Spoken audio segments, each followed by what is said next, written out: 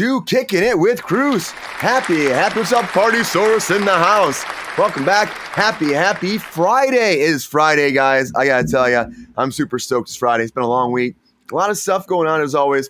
The Peacemaker stuff is crazy. We're talking about that today. Also, we're talking about some Spider-Man stuff. We got some Wizard of Oz horror films coming. There's a lot of crazy stuff happening. But welcome back to the program, guys. Happy to have him here as always. Your friend and mine, guys. Mr. Mike Casey. Mike, I gotta fix your angle here. This is what we do on Kickin' with Kruse. It's not so polished sometimes. But hold on, Mike. I got you. I want people to see you. Take your time. Welcome, Mike. You want to get it right. Hey, dude. I'm gonna lower that on you. Oh, that's great. Thanks. Hey, Brian. Thanks How you for doing, having Mike? me, man. I'm doing terrific. Happy Friday. Got back from a little dip in the bay with my dog, who was going after some tennis balls. It was a great time. Oh man, how big is the bay? The bay? It's huge. It's the Sato River. Like, you look across, and there's a big kind of like beachy Cancun area. It's large. It's There's some dolphins out there. A couple of pods of dolphins, as Pepe's I've been here. told. I haven't. Hey, Pep Star. Woo. Hey, Partysaurus. Partysaurus in the house. Yeah, tag, my dude. I like Partysaurus. They're cool. I mean, honestly, Partysaurus is like, where's the party at? What's going on? I'm like, we're right here. I'm cruise control. That's where the party's at. Partysaurus. He popped in and popped out. Man, I'll be back. Probably back. How you been this week? You remind me. I have a couple of 0.0 beers in the fridge that I should have grabbed one of those instead of sipping off a refilled. Yeah, non-alcoholic. Yeah, I mean, there's like a quarter of a percentage, isn't there? Something like that in there. Nope. That's why there's 0.0s. Oh. Super Bach, which is Portugal's like regional home brew beer. They're 0.0s, not good compared to a lot of stuff that's available, but that's what I can get in the corner market. So that's kind of what I'm stuck with. Well, there you go. How's your week been? Good. Yeah, very, very low key. Just slowly working on Sopranos, as I told you. Not exploring a lot of new media. Yeah. It's a long series. That's cool. I mean, I've only watched the first season. I don't know if I finished the first season. I started watching it, and I think I started a job, and then it dipped off. I don't know why, because I was enjoying it, but I don't know what was going on in my life. Who knows, Mike? That's a problem with work. It gets in the way of quality TV time. It really does. All the time. Mm-hmm. It's like, stop disrupting my life, my joy, my presence, my aura for your capital gains. I don't want them. I do want them, but I need them, but I don't want it. You need them. That's the problem. We all need them. Yeah. Otherwise, we can't finance our Partysaurus lifestyles. No, we cannot. Nope, not can at all. I think everybody's. It's funny because I think I'm gonna start pushing to next week 9:30 or 10. I've had some people tell me, "Going, Brian, it's too early. 9's too early. I'm not gonna be there until 9:30." And I was like, "Okay, I'm not getting up that early." I'm like, "Okay, I guess we have a lot of California people here." So okay, yeah, surprised by that too. What's up, Cody? How you doing? Welcome back.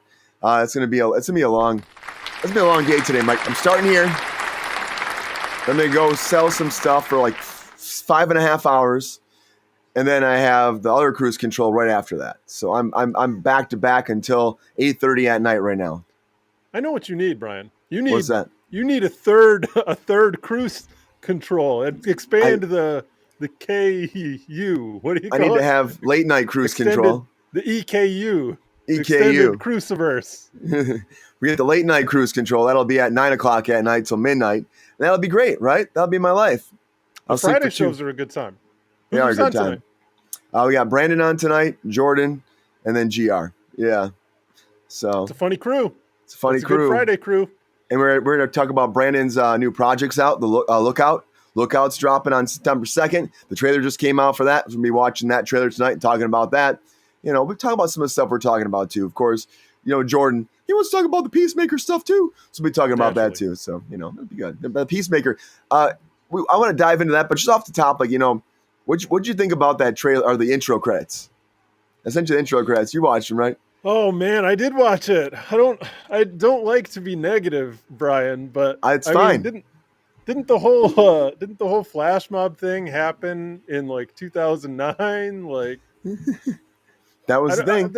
They're trying to do some kind of meta thing, I guess, putting all these characters in a situation that makes it clear that they're characters playing on a stage, rather than, which I guess isn't really great for me for my immersion, but it's already so over the top anyway. I do appreciate the kind of vaporwave aesthetic, which you have co-opted also on some of your promotional gear here, and we grew up with in the very very early '90s. So I like the visual of it, but I don't know. It seems kind of amateur hour. They're all piling up on stage at the end of it, like it's some improv show or something. Well, dude, I don't know. Did you watch the first season of Peacemaker? I You've caught not. a handful of episodes. Yeah, I So the wasn't really first invested season, with it. I guess they had like all a the stuff with his dad was kind of interesting. yeah, but they had a dance number as well, of course. Mm-hmm. But I just feel like it was so much better the first season. That song kicked better. Like, do you really want to? Do you want to taste it? Like it just had a better hit to it. This one's like slower and laid back, and I'm just like, all right, which and he's like, and James goes like, oh, it's the best song ever made ever. I'm like, no, it's not. It's really not. It's a subpar song, and it's a subpar dance. It's too slow for the intro. And I miss the original one. Bring back the choreography was a little weak. I agree with week. you. I like the song. Maybe think of like Steel Panther or something. I don't know. It has a Steel Panther song too, but the first one was better. And people online are already saying that too. They're like, first one was better. I saw all the hate online for it. People are like, first one's better, but we'll talk more about that. We'll get into that, but thanks for being here, Mike. How often is it that shows give you a new intro song, new intro rare dance every season? Like super they're gonna rare. do that every 13 episodes? That's what it makes me kind of think. That's what James Gunn's going to go for. I'm like, I'll just, let's change it up every time. And it's like, I don't, it could be, well, you know what? This one's not, maybe this one will grow on me. I remember the first time I saw the first season, I just was like, what is this dumb? This is dumb. Then after like 3 episodes, I'm like, this is really cool. Now I'm watching every time and I'm singing the song. And I still play that song, like in my car, in the house, I'm doing laundry, when I'm washing my dog, you know what I mean? I'm playing that song. And I think that maybe this Foxy, whatever it's called, Foxy Brown, Foxy Man, Foxy, whatever it's called. Yeah, maybe that's what they're called, Foxy. Foxy. Maybe they'll come into my life again. I'll be excited. But I don't know. But I saw it. I don't know if everybody out there saw it and they liked it. Let me know out there in the chat, guys, too. It might grow on you. Although, you know what? Now that we're talking, the one thing that is kind of nice is because you don't usually have a chance to get everybody on set working at the same time. So, like, just in terms of making it a collaborative effort, getting everybody to come together at the beginning of the season to hang out and do a dance together, like that just, could bode well for chemistry and morale for the crew and the cast. It'd be a great way to start the season too. You know what I mean? Wouldn't it? It would be a lot of fun. Yeah, everybody's there. Welcome back. Let's do this dance. You know what I mean? Mm-hmm. And we're rocking the music back and forth. You spend 8 hours on it, maybe. You work through it. You dance. You do your thing. Then you go home. That'd be actually a great way to do it. Do it on a Friday. So then you have the whole weekend. Then you come back on Monday and hit that big, heavy dialogue scene where you're crying. Just get in there. I guess that's why the choreography is kind of like, because they're probably not dancers by and large. Probably John Cena's the best dancer out there. Yeah, I mean, but is John Cena really that great dancer? I mean, like, I guess he dances in the ring all day. So he dances in the ring. That's what I'm saying. Dancing in the ring, John Cena. Anyways, thanks for being here, Mike. What's up? Can't see us. Very quickly, off the top. I don't want to spend too much time on this either, Mike, but the Menendez brothers, guys. So we've been talking about this on my Jason show about the Menendez brothers. They're up for parole, and they've been trying to get out here in LA, of course, ever since. What's up, David Campbell? Welcome back. They got denied. They did, David Campbell. Well, of course, it very much started with Eric, and today Lyle's up. I don't know if I haven't seen anything yet about Lyle, but Eric was up yesterday. Eric Menendez was denied his attempt for parole after being in jail for since 1980. I mean, think about this. In 96 is when he went to jail. Since 96. In 89, of course, the brutal situation happened with their parents. You can't really say much on the tick to the talk with some of this stuff, stops the algorithm. So I'm going to say in general, when he danced with his brother in the pale moon night and went after his parents, they got caught. And when they got caught, they thought they would get away and go party all night, party all day with a little bit of white snow and a little bit of boats and beautiful women, and they thought they'd be fine. But they got caught. They went to prison. They did not collect out. They went past go. They did not collect $200, and they wanted to get out. And there was this big movement ever since the Menendez story came out. Big movement, right? And they got parole back and forth in California, finally got the hearing, and they said no to Eric Menendez. He is not getting out. He has until, so 2028, he can come up again for parole again. They could try going again. But the actual parole board commissioner said, well, we took this with great weight about, people that are younger, that have gone through these situations. We've decided that based off of his time in jail, in prison, he should not get out, and redemption's not there yet. They said there's a lot that happened behind closed doors in the jail that the public doesn't know. They were twisting it. They weren't as perfect as you think they would be in jail, so they think they should not be out, and they'd be a menace to society apparently still. So, guys, I think it's going to take some time to get out. He'll get a pardon. I don't know about that. I mean, who knows? Who knows in these day and age, David Campbell. But, okay, Lyle's up now today. I'll keep you posted about that. Honestly, Mike, I'm not shocked with this. I'm really not. There's a lot of people here in Los Angeles that did not want them out. What's up, Info Slave? Bringing that positivity all day. Happy to have you here, Info Slave.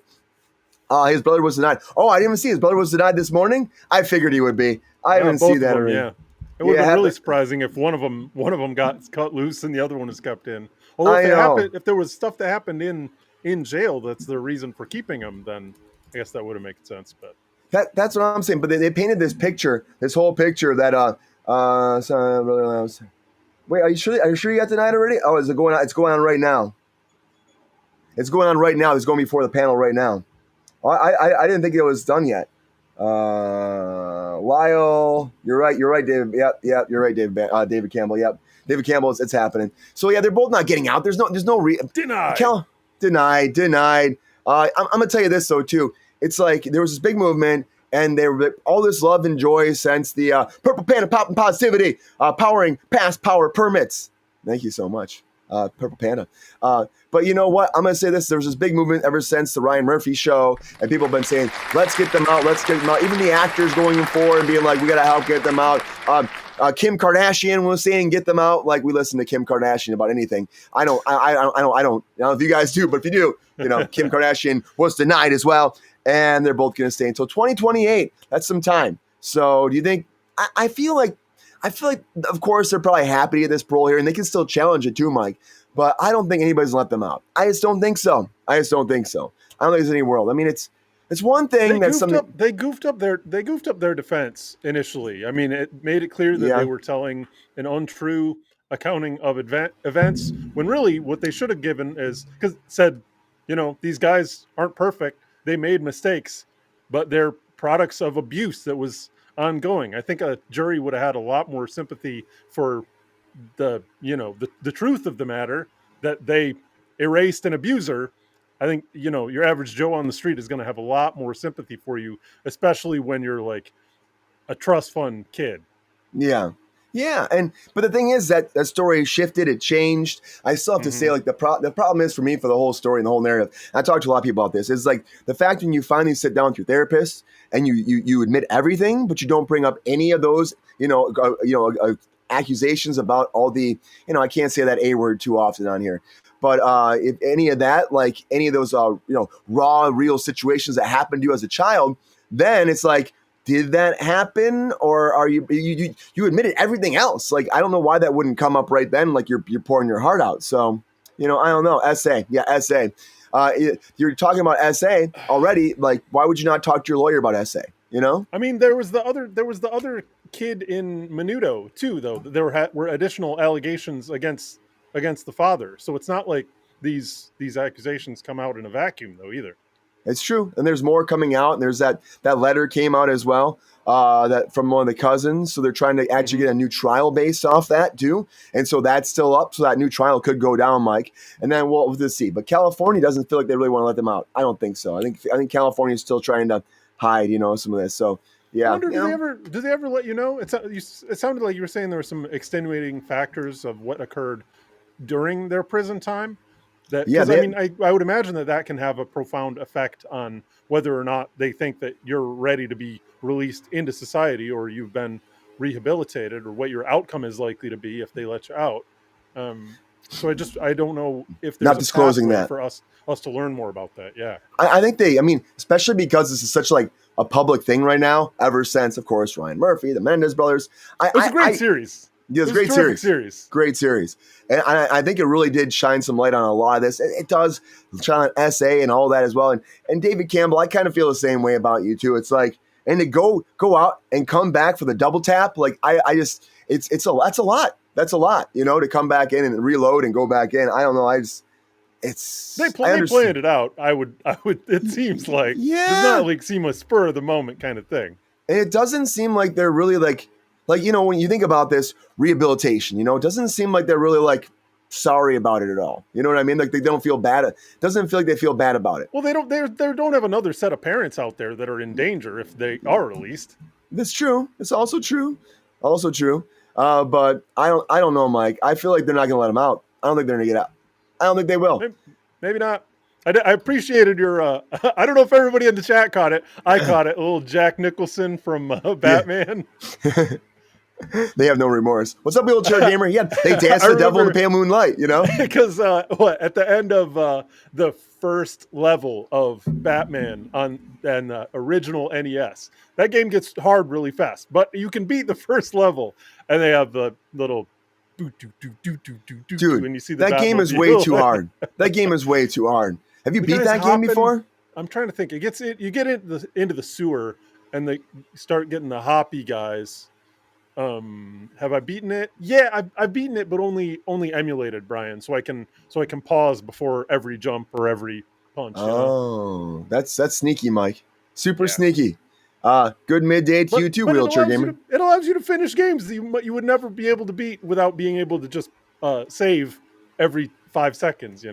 Dude, that game was too hard for me. I think I needed a Game Genie for that. I do have a Game Genie. I wonder if I could try going back with that, because I like the tone of that game. That Batman game was cool. Also, like the look of it was awesome. The music was a dark Nintendo game. Like you never saw games like that before, really.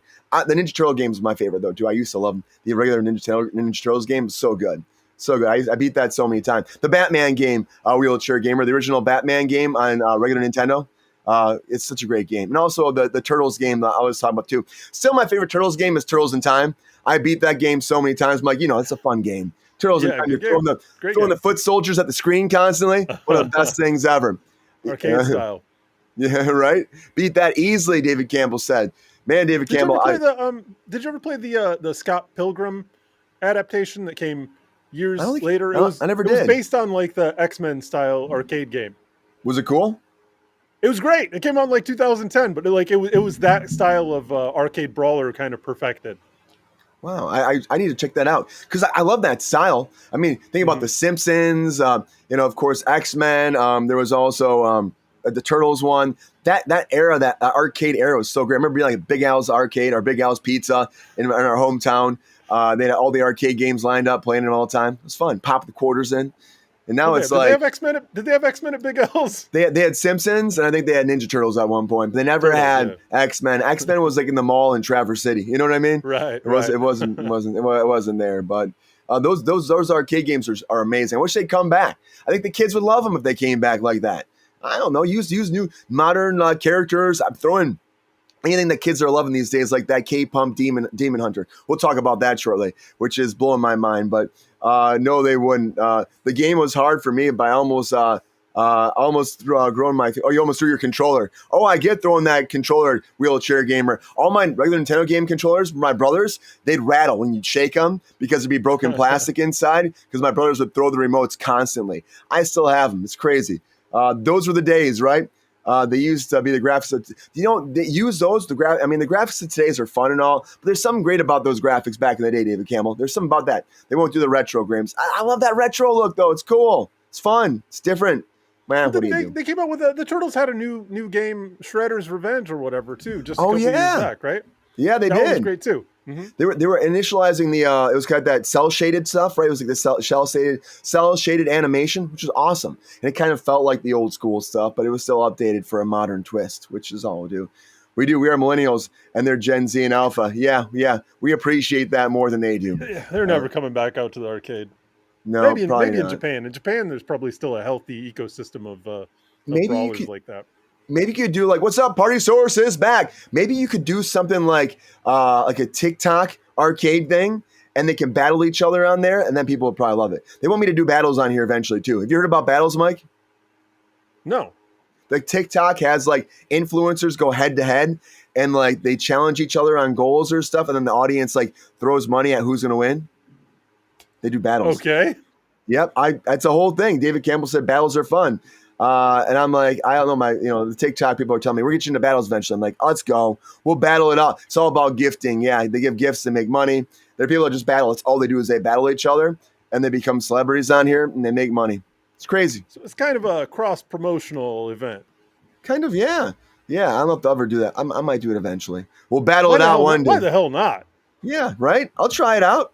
I'll battle. David Campbell, you do them? Is it easy to get into it? You need 75 to 100 people in your room to actually do it. There you go. People have asked me to battle before, and I just haven't done it yet. So I don't know. I haven't. I guess it depends. Like there's not. It's a small room today. We'll see if this room grows. If it goes crazy, we'll find out. But thanks for being here, David Campbell, Party Source. Mike, happy to have you here. I don't know how that'll be, but there's more going on. It's time for some breaking news.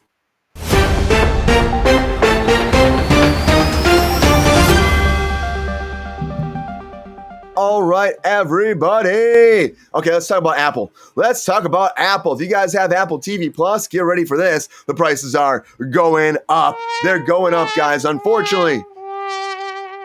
They're raising them by like 30%. It's something insane right now. Massive hike for their prices. We're going up to like the service like from $9.99 to $12.99. So like honestly, the annual thing is still staying the same at $99.99. But if you're doing a monthly subscription right now, they're massively raising it. They got to pay for, I guess, Stick and Ted Lasso to come back. And the morning show, of course, Jennifer Aniston's contract was probably higher. So they got to get you to pay for that too. I'm just joking, guys. I just think that overall, this is the world we live in, right, Mike? The prices are always going to go up.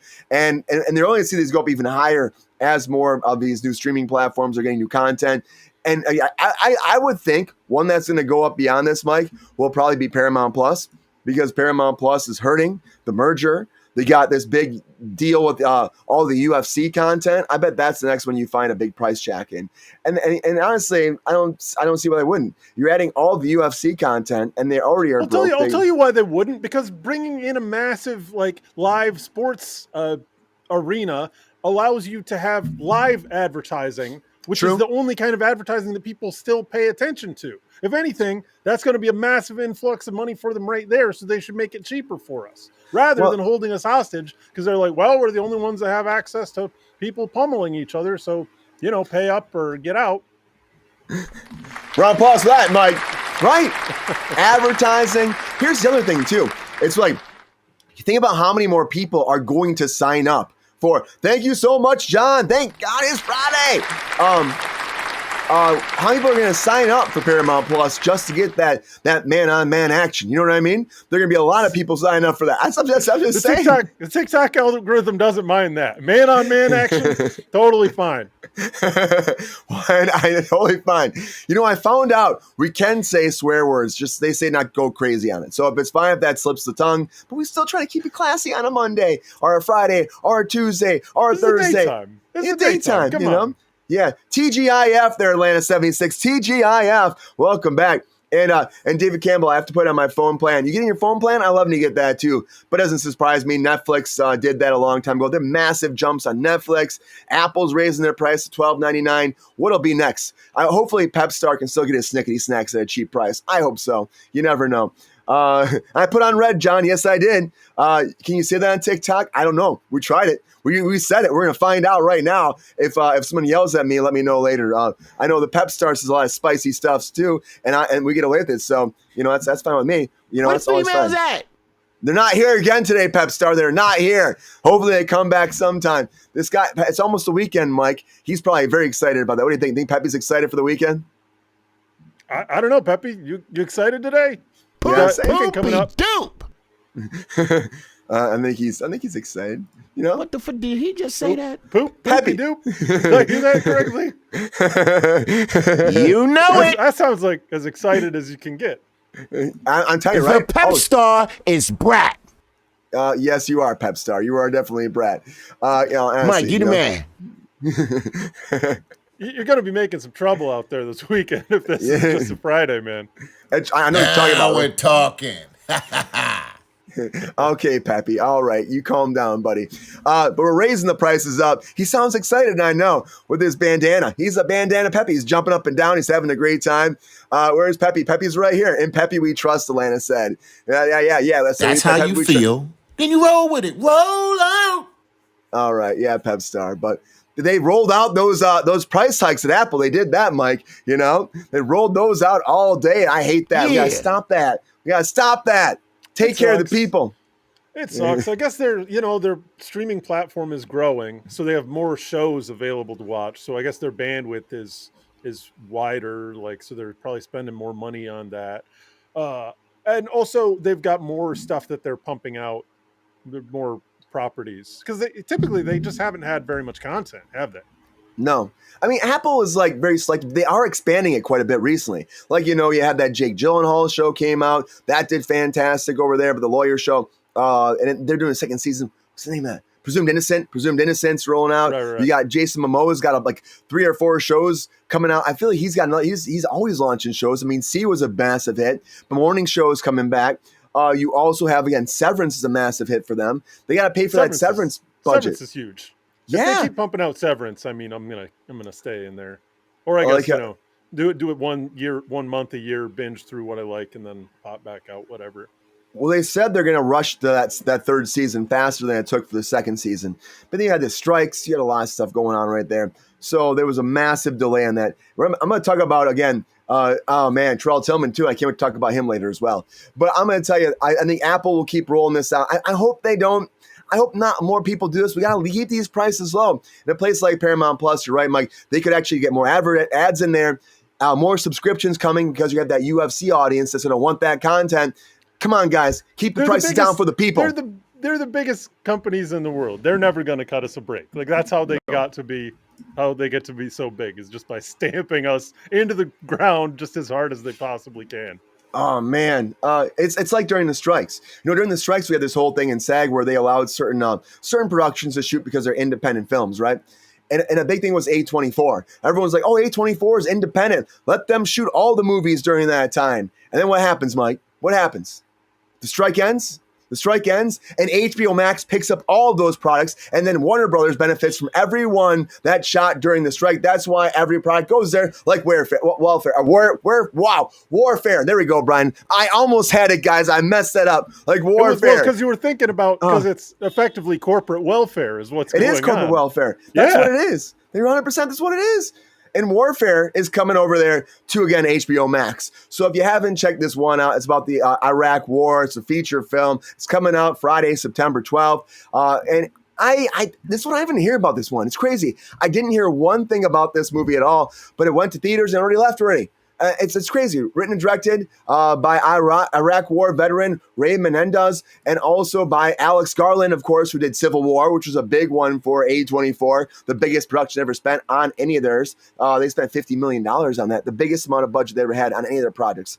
But Warfare embeds audiences with the platoon and American Navy SEALs in the home of the Iraqi family, overwatching the movement of U.S. forces through insurgent territory in Iraq. I don't know, do we want an Iraq movie type, A24 project? I bet it'll be gritty, Mike. I bet it'll be kind of in there. They tend to tell these stories that are very, very graphic and real and raw. I don't know if I want that in an Iraq war movie. I don't know if I want that. Some people love these movies. I'm never about that. What's up, Jordan? Welcome. Flop, David Campbell. Said David Campbell. It's not looking good, David Campbell says. He said a lot of inaccuracies in that trailer. And John saying flop. For someone who was actually there, it's not accurate. That's what David Campbell said. So and yet supposedly written and directed by a veteran, by an Iraq War veteran. Yeah, which surprises me too that David Campbell says that. So we know how it goes, Mike. It's Hollywood. What they do, morning, Jordan Borges. It's Hollywood. So they always take liberties. They change things. They adapt things. So maybe they're taking mass liberties. That could actually hurt it quite a bit too. Really could. With the actual people that'll be there. It seems like kind of a strange project coming out of A24, doesn't it? Or an atypical choice for them? Because the vibe that you get off or just glancing at the trailer is your typical jingoistic, or at least it doesn't seem like it's glorifying war like a lot of these movies do. So I would have to think that there's probably some kind of cultural commentary that's occurring, just because that it seems like for the most part with A24 movies, you'll get at least some kind of authorial voice that's saying something through the movies that they put out. But at the same time, A24 went from like a tiny little art house to pumping out every third movie that you see, basically. Like they're huge. They're huge now. So yeah, it remains to be seen whether it's still going to be, whether it still feels art house indie or more familiar with the kind of war movies that we've seen before. The one thing for me in terms of whether I want to go see this in the theater is more like, man, it's just in times when there are like already masked federal agents patrolling American soil, like it's a hard sell for me to want to go watch people, doing scary war stuff, basically. Right? I mean, it's too real and raw. Like, we're supposed to have these distractions right now, and the world is a crazy spot right now. And man, LA, you should see LA right now. There's a lot of stuff happening here, and they're fighting it back and forth, and people are running for their lives. It's a crazy time. And I just keep saying, like, why can't we take care of people more often? I would hope this would be a better story. I know David Campbell, thank you for your service as well. I'll say that too. Thank you for your service, David Campbell. And I appreciate you bringing that knowledge to us as well, because again, I'm surprised it's like that. I think Civil War did pretty well, and so I think they gave this guy another chance to do something else that's in the in that war kind of world, in the militarized Civil world. War, right? It's that guy. Yeah. Okay. Yeah, you look that was good. That was A24 too, wasn't it?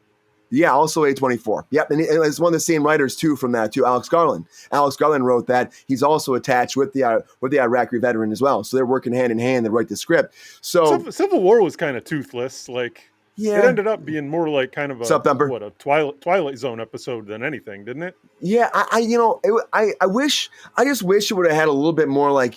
I mean, it's A24. I wanted more action though. That movie I think could have been so much better if you would have had more Nick Offerman, really showcasing how bad he is, much more him. I needed at least like another half hour of Nick Offerman in between stuff with like the whole Western Front, maybe charging. The whole thing could be she joins the Western Front and you're going across the country, battling your way all to the White House while Nick Offerman's talking about against the Western Front. Then they get to that White House and have that moment. That would have made that movie so much better for me.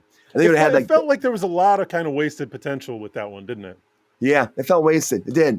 But they only had $50 million, which is still a lot of money. It's still a lot of money, but they don't go big with their stuff too. They just don't. Thank you for that. I wear some. I don't really wear fatigue stuff once in a while, John, because I was never there. But there's some Army stuff I have too. Also out there, Cillian Murphy would be good in a war drama. I agree with that, David Campbell. I love Cillian Murphy. He's great. Maybe he'll do one now. I like his hat and his earphones. Yeah, Oppenheimer. Well, maybe if he's like an actual soldier, maybe though. Totally. I like his hat and earphones. I guess John likes your hat and earphones. That's what he's saying. What's the hat having? The Lovers. Here, what's the Lovers? Whoa! Take it with you. The Lovers. There you go, John. Bring it home.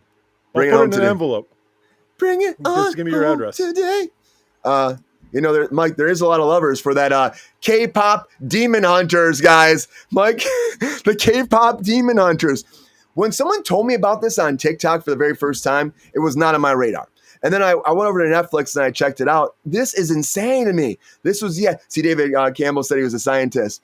It's not a bad movie at all. I popped it on too. You're right. The song's kind of catchy. I'm like, this. I never would have thought this would be a big thing right now, but they're going to bring it to theaters now because it's been doing so well, like a sing-along version. They're going to come to 700 theaters pretty much, all AMC pretty much on a Saturday and a Sunday for only a weekend right now. And they're going to let people sing along with the Demon Hunters, those K-pop singers. And honestly, with the sales right now, we're looking to get around 15 million plus. 15 million plus. And next weekend, overpassing Weapons, which has already been doing great. It'll probably be the biggest box office movie for that weekend. But it already has 210.5 million global views on Netflix right now, almost about to surpass Netflix's biggest movie, Red Notice, which is insane to me. And it's got a zero decrease already, a zero decrease weekly.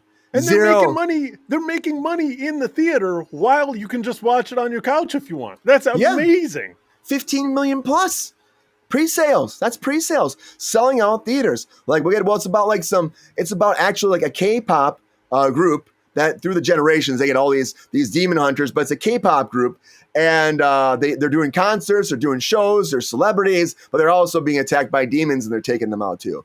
The opening sequence shows them on their plane eating a lot of food. The food shots are weird to me. I don't know, people like the people munching on food. It's weird to me. I know there's a name for it. It's not for me. I'm like, the noises. That's not for me. You're gonna be making me crazy. What's the word for that? There's a name for it. You guys might know in the chat. What's up, Jackie Ray? Welcome back, and thank you for the roses, Jackie Ray. Thank you for the roses. No Wicked Ass song, a sing along too. The Wicked Ass sing along as well. There was a movie about it's completely different. Yeah, it's completely different, like David Campbell says. But I don't know the name of it, but people like that. But they're on the plane, all of a sudden, all the air staff are doing weird stuff. The pilot's doing weird stuff. The flight attendants are doing weird stuff. You're demons, right? They're like, no, we're not demons. And all of a sudden, next thing you know, they're turn to demons and they're battling them off. It's crazy. That's your next job, a K-pop demon hunter. I'll take that cape. Mike and I can be K-pop demon hunters. Let's go. Mike, we get our K-pop stuff on. We'll be singing, be dancing. The Pep Star will be there all day with us too, hanging out. Pep Star can be a K-pop demon hunter. A little bit of a career turn for us, but I think we can make it work. Yeah, you got the vest already. I got to get a sweet vest. Right, get outstanding, baby. Yeah, get that vest, Mike. Get that vest on. We'll get in there. We'll be rocking and rolling. I would love to see that too. At Dave Kimmel, no, it wasn't comparing them. It was just saying that, my weekend. Yeah, I'm doing all these things. I'm actually might be working this weekend too, John. We'll see what happens. But it's dominating Netflix, Mike.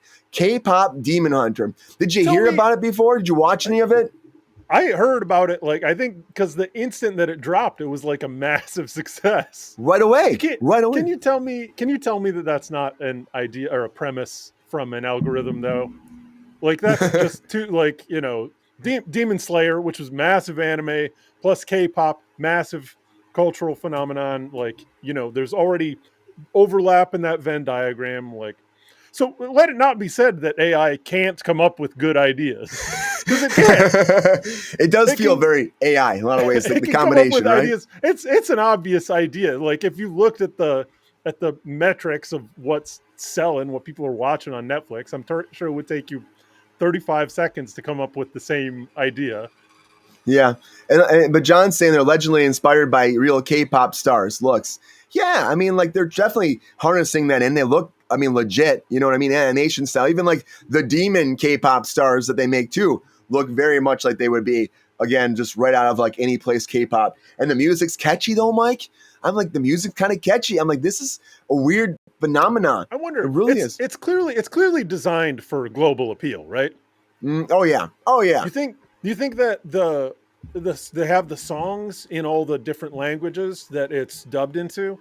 Oh, I bet they do. I bet you they do. That would actually be an interesting thing to find out. Yeah, I wonder. Anybody know that in the chat? I wonder if they do. I'm not usually in any other country than Mike. You're in Portugal. Is there a Portugal? Is there a Portugal version? I haven't watched this. I haven't watched this yet at all. you gotta check it out. I will. Although the other thing I wonder, Brian, is how long do you think it's going to be till they announce the TV show? Oh yeah. Oh, you mean the live action version? You're saying? Yeah. Oh no! Because it's a movie, right? Yeah, it's a movie. Yeah. How long until they announce that they're gonna make a Clone Wars style? I feel TV like they're show going based to on it. announce something after they're playing in theaters, because they're going to make all that money now. They probably wanted to see how it would do, and because it does that well, I bet they put extended dates so they make even more money. I bet they do that, and then they announce they're doing another movie or a series. I can see a movie happening again first, so I guess another movie, and then I feel like then the universe will branch off. That looks like we're doing a series, a second movie.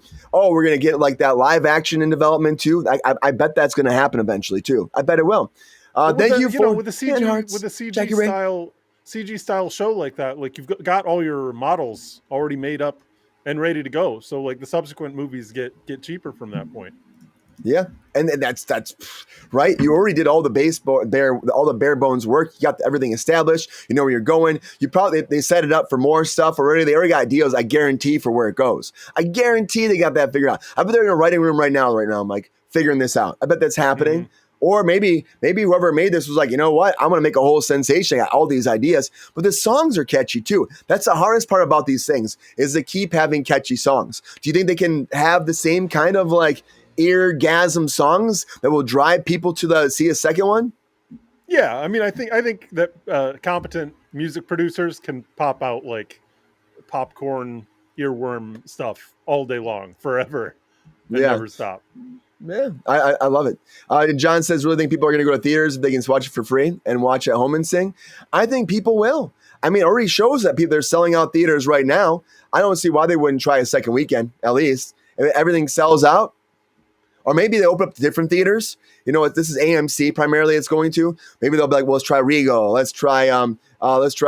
I don't even know if they're still around though. There's a lot of theaters that keep changing. It's pretty much Regal, Regency, and AMC now these days, right? I was gonna say ArcLight, but ArcLight's pretty much gone too. That's a big one that used to be out here. I think there's like the one in Sherman Oaks closed, the one in Hollywood closed. They're going away too. That was like a side to the Tology. That was theirs. That was their whole thing, So.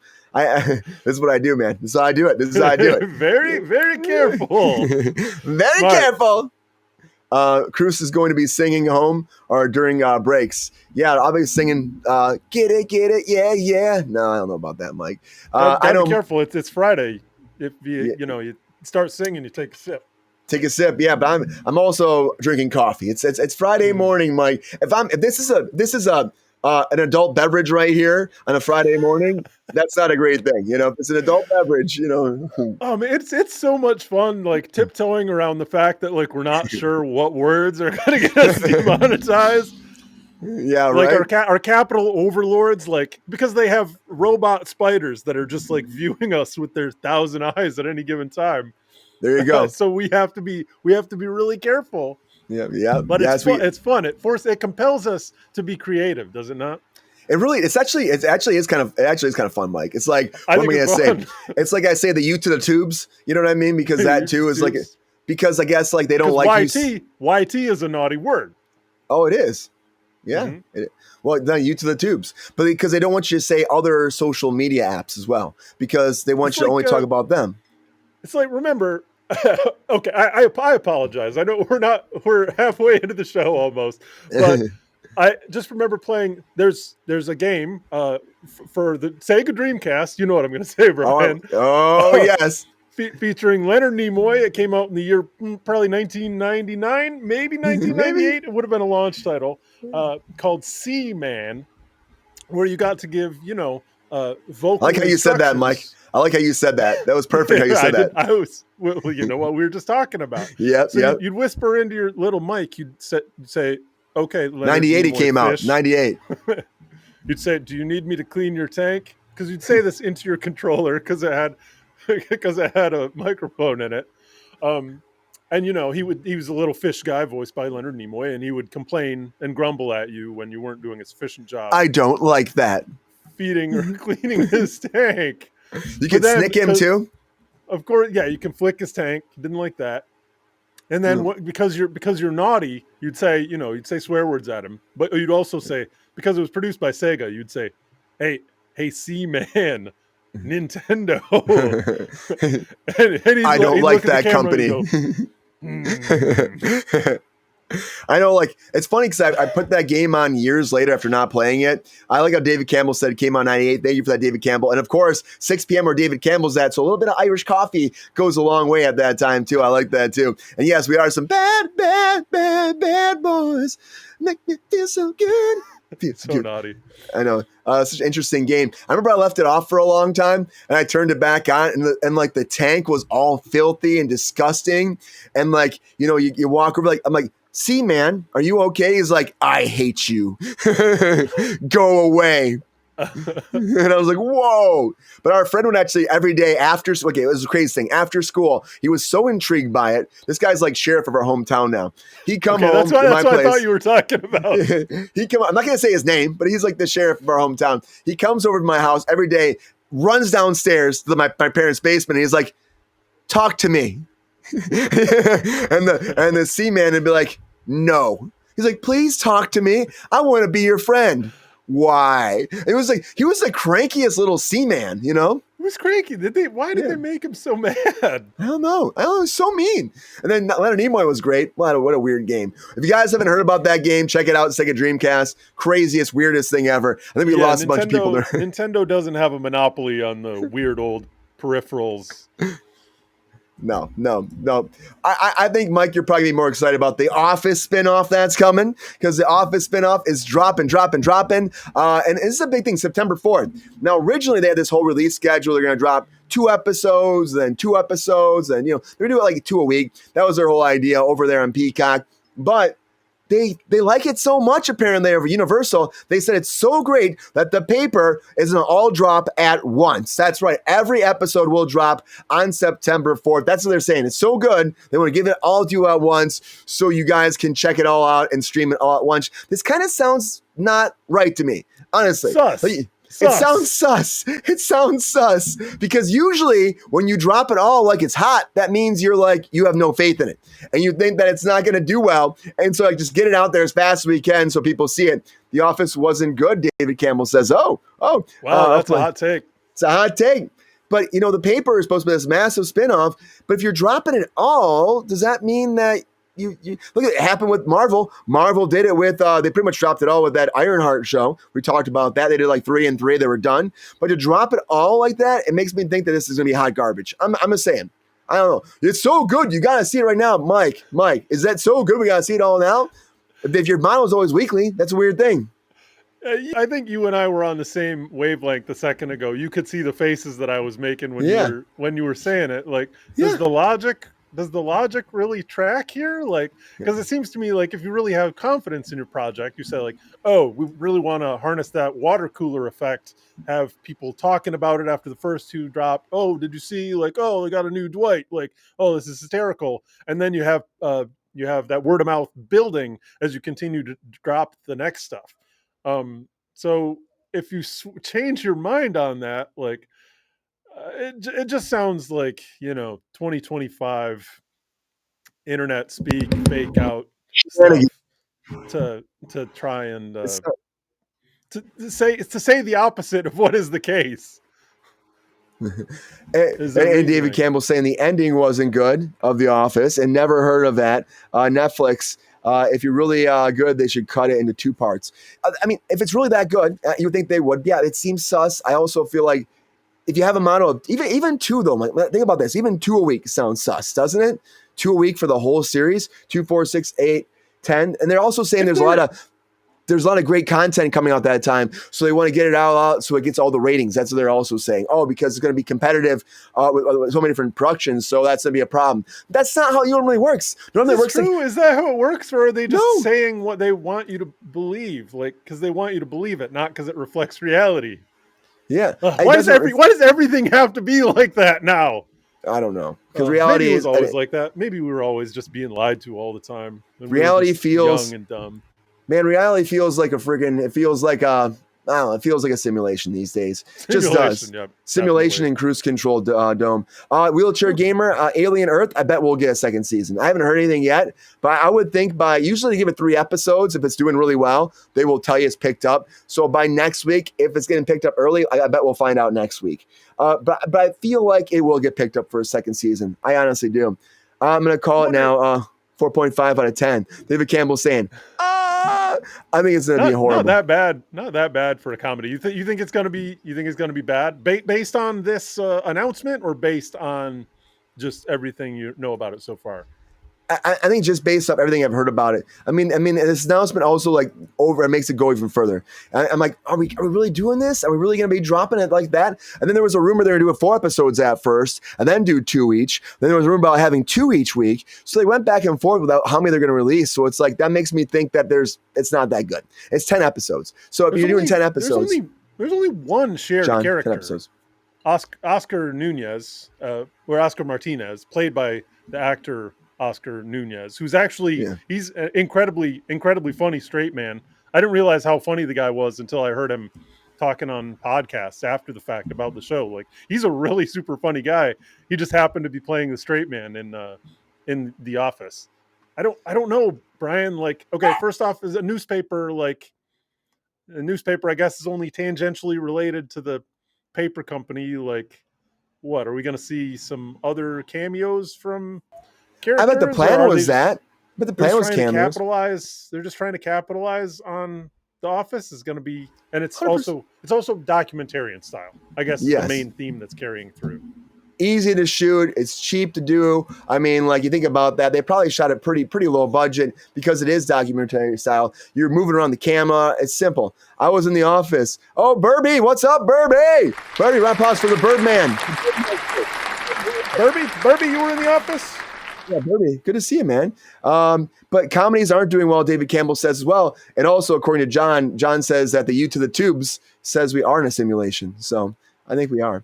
Maybe. Some days I think we are. But I just think that I'm like, it's probably cheap to shoot. I think they were planning this whole bringing other characters in. I think they had a lot of big plans for this. But comedies aren't doing well. And honestly, even Naked Gun, I thought that was a fun movie. It made $74 million at the box office at a $42 million budget. They probably spent $10 million. That's not much money they're making. They're making money, but does that warrant more? Is it a big? I hope that's enough for them to sign off on another one. It might not be, but it was funny. It is. I liked it so much. Me too. I liked it. David did not like it. David was like, that was horrible. But he's going to probably say it out in the chat. I know he will. And Burby, you said, season 5, the Dream Team. Congrats. That's awesome, Burbs. That's awesome. Good to see you, Burby. How you been, man? Good to see you in the chat. Happy to see you here on Kickin with Kruse. And the TV shows, same schedule in the USA and the UK. I mean, it's Peacock. I know Peacock's not everywhere, but it is the same schedule. It should all just drop immediately as well. Didn't they film the Dundies at the Italian restaurant down the street from our house in Valley Glen, didn't they, Brian? Isn't that funny? Yeah, it was right. It was right around the corner. I remember, wasn't Ben all excited about it? He wasn't. That wasn't an episode Ben was in. He was in another episode, but yeah. Mm-hmm. Oh man, remember he was trying to see everybody. You make me think of what's the place in North Hollywood there that had the like huge pizzas, Pizza Land. 32-inch pizzas, man. Yeah, so the tabletop pizza. We don't have that anymore. They shut it down. It's gone. Man, I used to love getting that thing. Jalapeno and pepperoni. Pepperoni? Oh, man, so good. Mm-hmm. I can talk about pizza all day. Too many dad jokes for David Campbell, yeah. We have them here. I love David Campbell. I'm jealous. We have like a Mama's and the Papa's pizza. I know they have pretty big pizzas too, but that Pizza Land was high quality pizza right there. I liked it. And I'm going to miss it. It's nostalgia. That's nostalgia, Mike. And I got a lot of nostalgia for Highlander too. Also good, but it was good pizza. But a Highlander, guys, we got some more casting for the new Amazon Highlander series. Of course, we got the Cavalrine over there playing the Highlander. We also have Russell Crowe over there playing his dad, the Sean Connery part. Not dad, but his, again, not dad, the main Highlander that's training him as well. Sean Connery. I think about dads, I guess, as well. Straw Hat Pizza. That's also a big pizza place. Cool. I want to check that out too. But Guardians of the Galaxy star Karen Gillan has been cast, also per the Hollywood Reporter, coming forward to be actually playing McLeod's mortal wife and the love of his life. Now, if you know the original one, of course, that whole series happens. He's gonna live forever. She slowly, gets older. It's a really tragic, sad moment in that I like her a lot. She's also in she's been in a bunch of stuff. If you guys watched the whole, what was the one? Jumanji. She was in Jumanji. She was also, of course, like I said, in Guardians. She was in The Life of Chuck. She's been in a bunch of stuff before. Gunpowder Milkshake. I don't know if you guys saw that one before, but she's done a lot of things, and I think she's a talent. She's fun. She's fine. I think she looks like she'd be the part for Connor McCloud, the Clan McCloud's wife. So hey, why not, right, Mike? Good talent. She won't be in the movie long at all. Oh, David Campbell says kind of a miscast. David Campbell's not feeling it. She'll probably be in let's be real, 5 minutes of the movie, 5 minutes maybe. Is she Scottish? She tweeted something about not having to fake the accent, didn't she? Yeah, she did. I think she is Scottish. A flashback maybe. Yeah, which makes sense. That you're going to cast her then too, right? Makes sense. And then David Campbell says flashback. What's up, DM350? Welcome. For some reason, I really like Karen Gillan. I don't know why. I don't expect her to be a great actress, but she has a great screen presence. She was a terrific Nebula, I think. Yeah. I just didn't expect that role. I didn't expect someone to be acting through the makeup as well as she did, and I thought she just kicked butt in that. And then what she was in the multiple Jumanjis too. Yeah. She's just better than I ever kind of expected her to be. I don't know what biases of mine that betrays, but yeah. She's good. I like seeing her in projects, and I'm sure I have high hopes for this project, Brian. I really do. I do too. Point well made. Thanks, Pep Star. I do too. I honestly hope it's going to be great. I like Cavill. I think this might be a role for him. The Witcher, he kind of fits into that world. It feels like Russell Crowe. I've always liked Russell Crowe, but it seems weird for him to be playing this part. But he does have some acting chops, so we'll see how he does. And like David Campbell, she was a great Nebula. I think she's a great talent, so maybe this will be the cast gets better. You also got Batista in this too, guys. We got Dave. The thing is, Highlander is as melodramatic kind of as it gets, and they have these Russell Crowe, Cavill, Batista. These are guys that do melodrama really good. And then the other thing is that this is such an opportunity to do a big special effects spectacle. Hey, Dave. With the melodrama, it just feels like a good time for it, and the nostalgia, obviously. Yeah, the nostalgia is always great. Oh man, David Campbell's giving a thumbs down to Dave. Dave do that in wrestling. You do this and you do that. That was a Dave thing too, David Campbell. Watch out. You give him a thumbs down, he might come after you. Right, Dave? Come on. Dave, come on, man. I don't know. Dave doesn't even know what I'm talking. I saw a picture today of Dave Batista with hair. I was who is that guy? Good sense of humor on you, Dave. Yeah. Happy to have Dave pop in one. His internet's not that great, guys, so he pops in every once in a while. But he should have stayed to wrestling. Woo! I don't know. I'm excited about this Highlander. It might be. I hope it's great. I hope it's not a stink fest. You also have on top of that Chad Stahelski doing it, who did all of the John Wick movies. So good action with all that. I don't know. He's spearheading. It's got everything. All the pieces are in place. Yeah, they're all there. The power bomb. Thumbs up, thumbs down, John. They're all in place. And I'm going to say thumbs up, baby. The new Daniel Day-Lewis movie, guys, because Daniel Day is coming out of retirement for Focus Features for this dark and intense melodrama, I guess you will. But how do we say this, Mike? Anemone? You think that's how we say it? Anemone. What? Brian can't read. Anemone. Right. You're just not sleeping enough. I'm not sleeping enough, Mike. I am not sleeping enough. 10 hours live streaming yesterday. Anemone. Dude, I'm going to tell you right now, I watched the trailer. It's intense. The only reason why I came out of retirement is because his son is directing this. Remember when we first heard about this on Cruise Control, I was like, his son's a director? And, but because his son wanted to do it, but he wanted to work with his dad, so he came out of retirement to make this. His last movie was The Phantom Thread, which came out in 2017. At that point, his whole staff, his whole team were like, he's retired, officially done. But he said that before, and he became a cobbler, and he came back. But I think if anybody's going to bring him out of retirement, it would be his son. And, You got Sean Bean in here too. And so I saw Sean Bean. I'm like, oh, poor Sean Bean's going to die in this movie. Oh, poor Sean Bean. Because every time he's in a movie, they take him out. But Ronan Day-Lewis is directing this, and they're calling it exploration of complex and profound ties that exist between brothers, fathers, and sons. And the plot's really under wraps. But if you watch the trailer, it's a great cast. It really is. If you watch the trailer, even the cinematography, I would say overall, Mike, looks awesome. There's a shot where you're overlooking the cabin from above with the rain was really cool. I mean, Daniel Day-Lewis, you really don't know what's happening, but you know he did something to leave his family. Even the reveal that it's his brother at the end of the trailer was really cool too. I was looking for that A24 badge to see if they were behind it too. Right? But you're like, it's got to be A24. Yeah. No, not A24. Maybe think of like the Ari Aster movies that have come out, honestly. Like, yeah. It was beautiful. Go check Anemone, guys. Go check it out.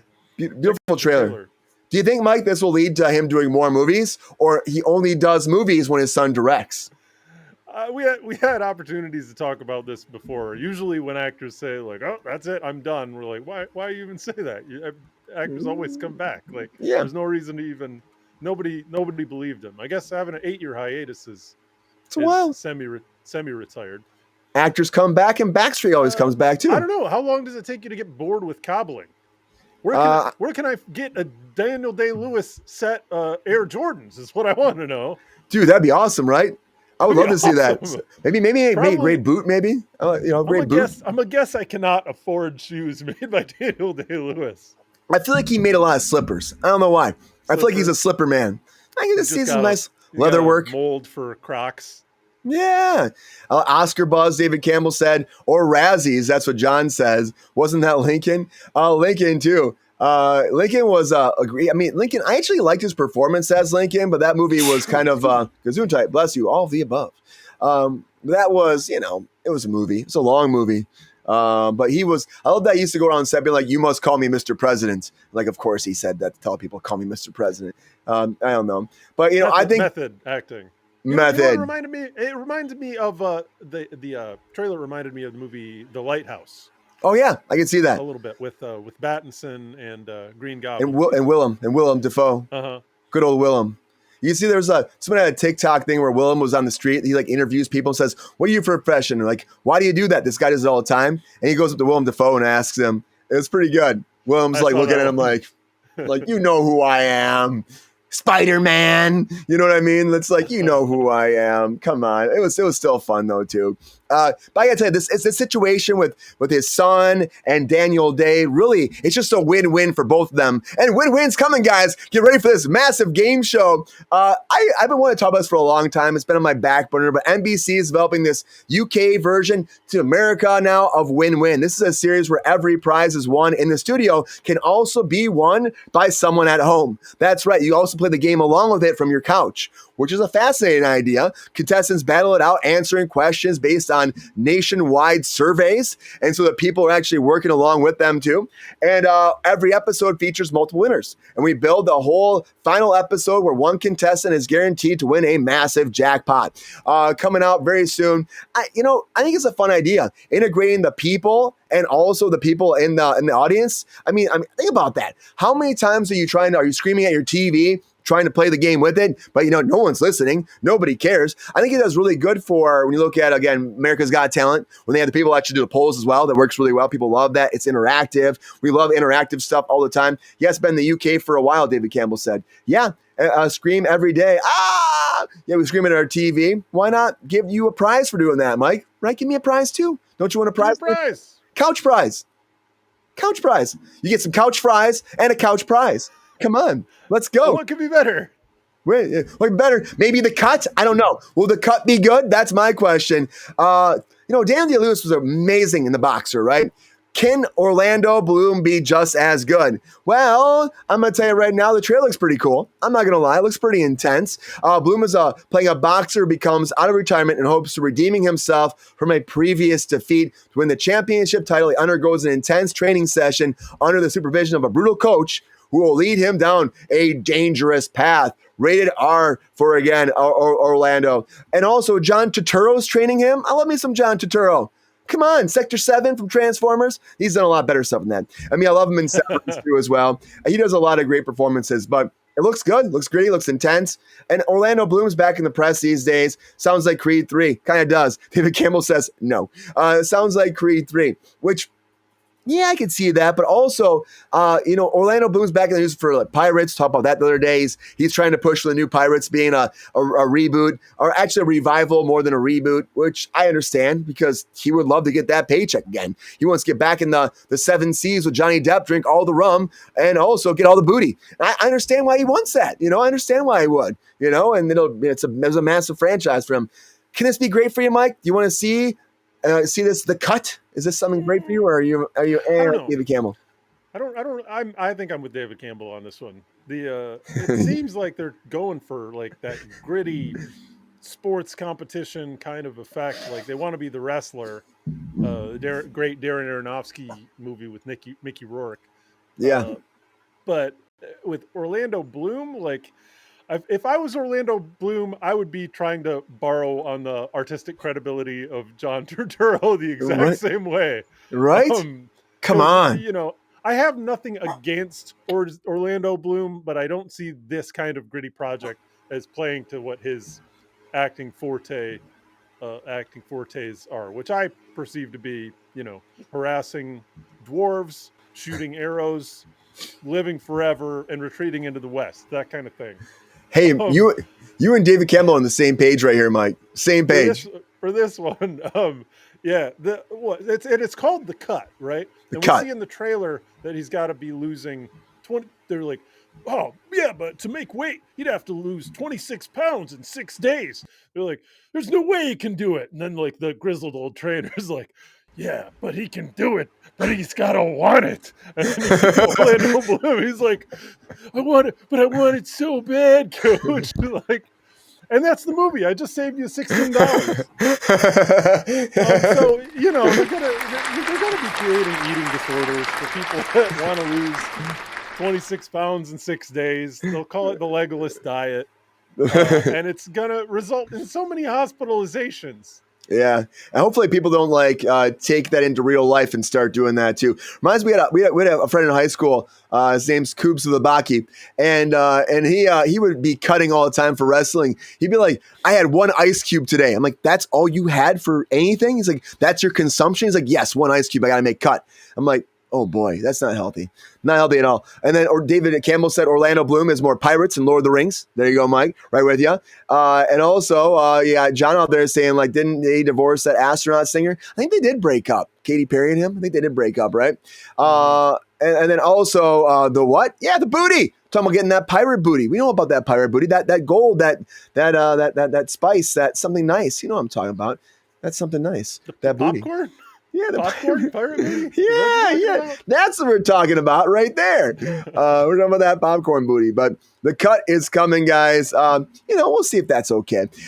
I feel like that's a little bit more gritty than we're getting for an Archie movie. But Archie, we're getting another Archie movie now. Of course, Joe C. and the Meow Cats. I feel like I can't say that. I feel like I can't say that. They got their movie, right? But now Archie's getting. You just can't pause. You just can't pause before cats. I think it makes it okay. You gotta say it really fast. Maybe I say. The P-Cats. It doesn't sound any better at all. Does not sound any better at all. But Archie, of course, there's that TV take that happened in the CW, by Riverdale. Guys, you've probably seen Riverdale. They did 137 episodes. That was lightly based off, of course, Archie. But we never got a true Archie story. But we will now. David Campbell's like, yeah, we will get our official one. Phil Lord and Christopher Miller, who did the Spider-Verse movies. But again, I will always say this too. They did the original cut of Solo. They did Solo. They turned into, Ace Ventura, Han Solo. I've talked about that a million times. And it's so bad that the studio was like, why are you making Han Solo Ace Ventura? Was he talking out of his butt? I want to see the tapes. But they fired him and they hired him because they were like, that's not great. We don't have, you're messing up Star Wars. But they went on. Confused. That's a whole thing, Mike. Phil Lord and also Christopher Miller, they were hired to do Solo, a Star Wars story. They had the whole movie almost done. And then Disney finally says, let's see the tapes. And I guess the character was so goofy, off the wall, that after the screenings or the viewings, they were saying, this reminds us of Ace Ventura in space. And so they were so mad, they fired them. hired in, of course, Ron Howard to fix the whole thing and do massive reshoots. Space Ventura.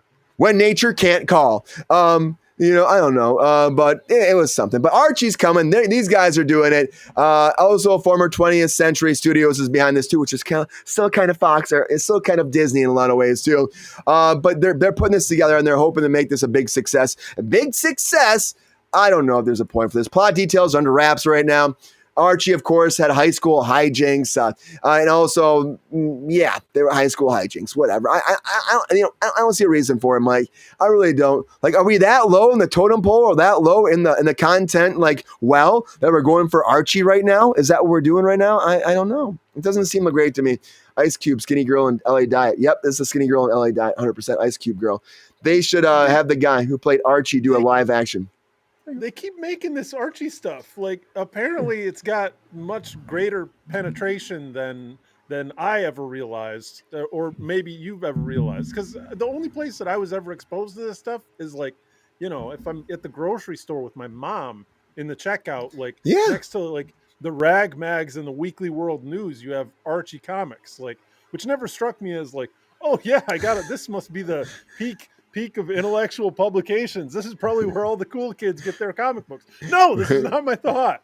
No, and I don't want to hate on anybody. Like, obviously that's right at child height where you keep the Frosty breakfast cereals and all the candy bars. So you got to throw some comic books that are not going to offend mom in there. I get that. That's fine. This is valid, capitalistic way to get your art.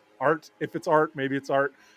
To get your publishing business all paid and fed and make sure everybody has insurance. But, like, no, it just seems like it seems like Degrassi or whatever, like Degrassi. soap operas for kids, like, and I can't tell you how much that has not appealed to me, like, since I very first became aware of it. It just seemed not appealing to me at all. I'm that same boat with you too, Mike. And again, you said that P word. I was like, whoa. And the chat was also like, oh, what did he say? This is what did I say? P to the generation. I don't even know what word I could have said. It starts with pen and it ends with tration. Oh, penetration. Yeah. Penetration is fine. Is it? I don't know. I'm calling about cultural penetration. That's a general word. All right. Well, okay. Well, it's a word that describes the movement of objects in space. Like, we can't self-censor that hard, I don't think. I would hope not, but I won't say it again immediately. I'll wait 15 seconds. You can't say it that often in a row, but I'm in that same boat you are, Mike, where I've seen these Archie things when I was like a kid at the grocery store, same deal. I read maybe a couple of them, a handful of them, maybe in the Sunday morning comics. But, like, I didn't even really know it was even about high school. I'm like, I never like was a thing that I cared about. I know also he said it 4 times. That's what John said. It's okay. We're still here. And David Campbell said they were very popular. They were very popular. I got a bunch of, like, the older generation really love them. But do we?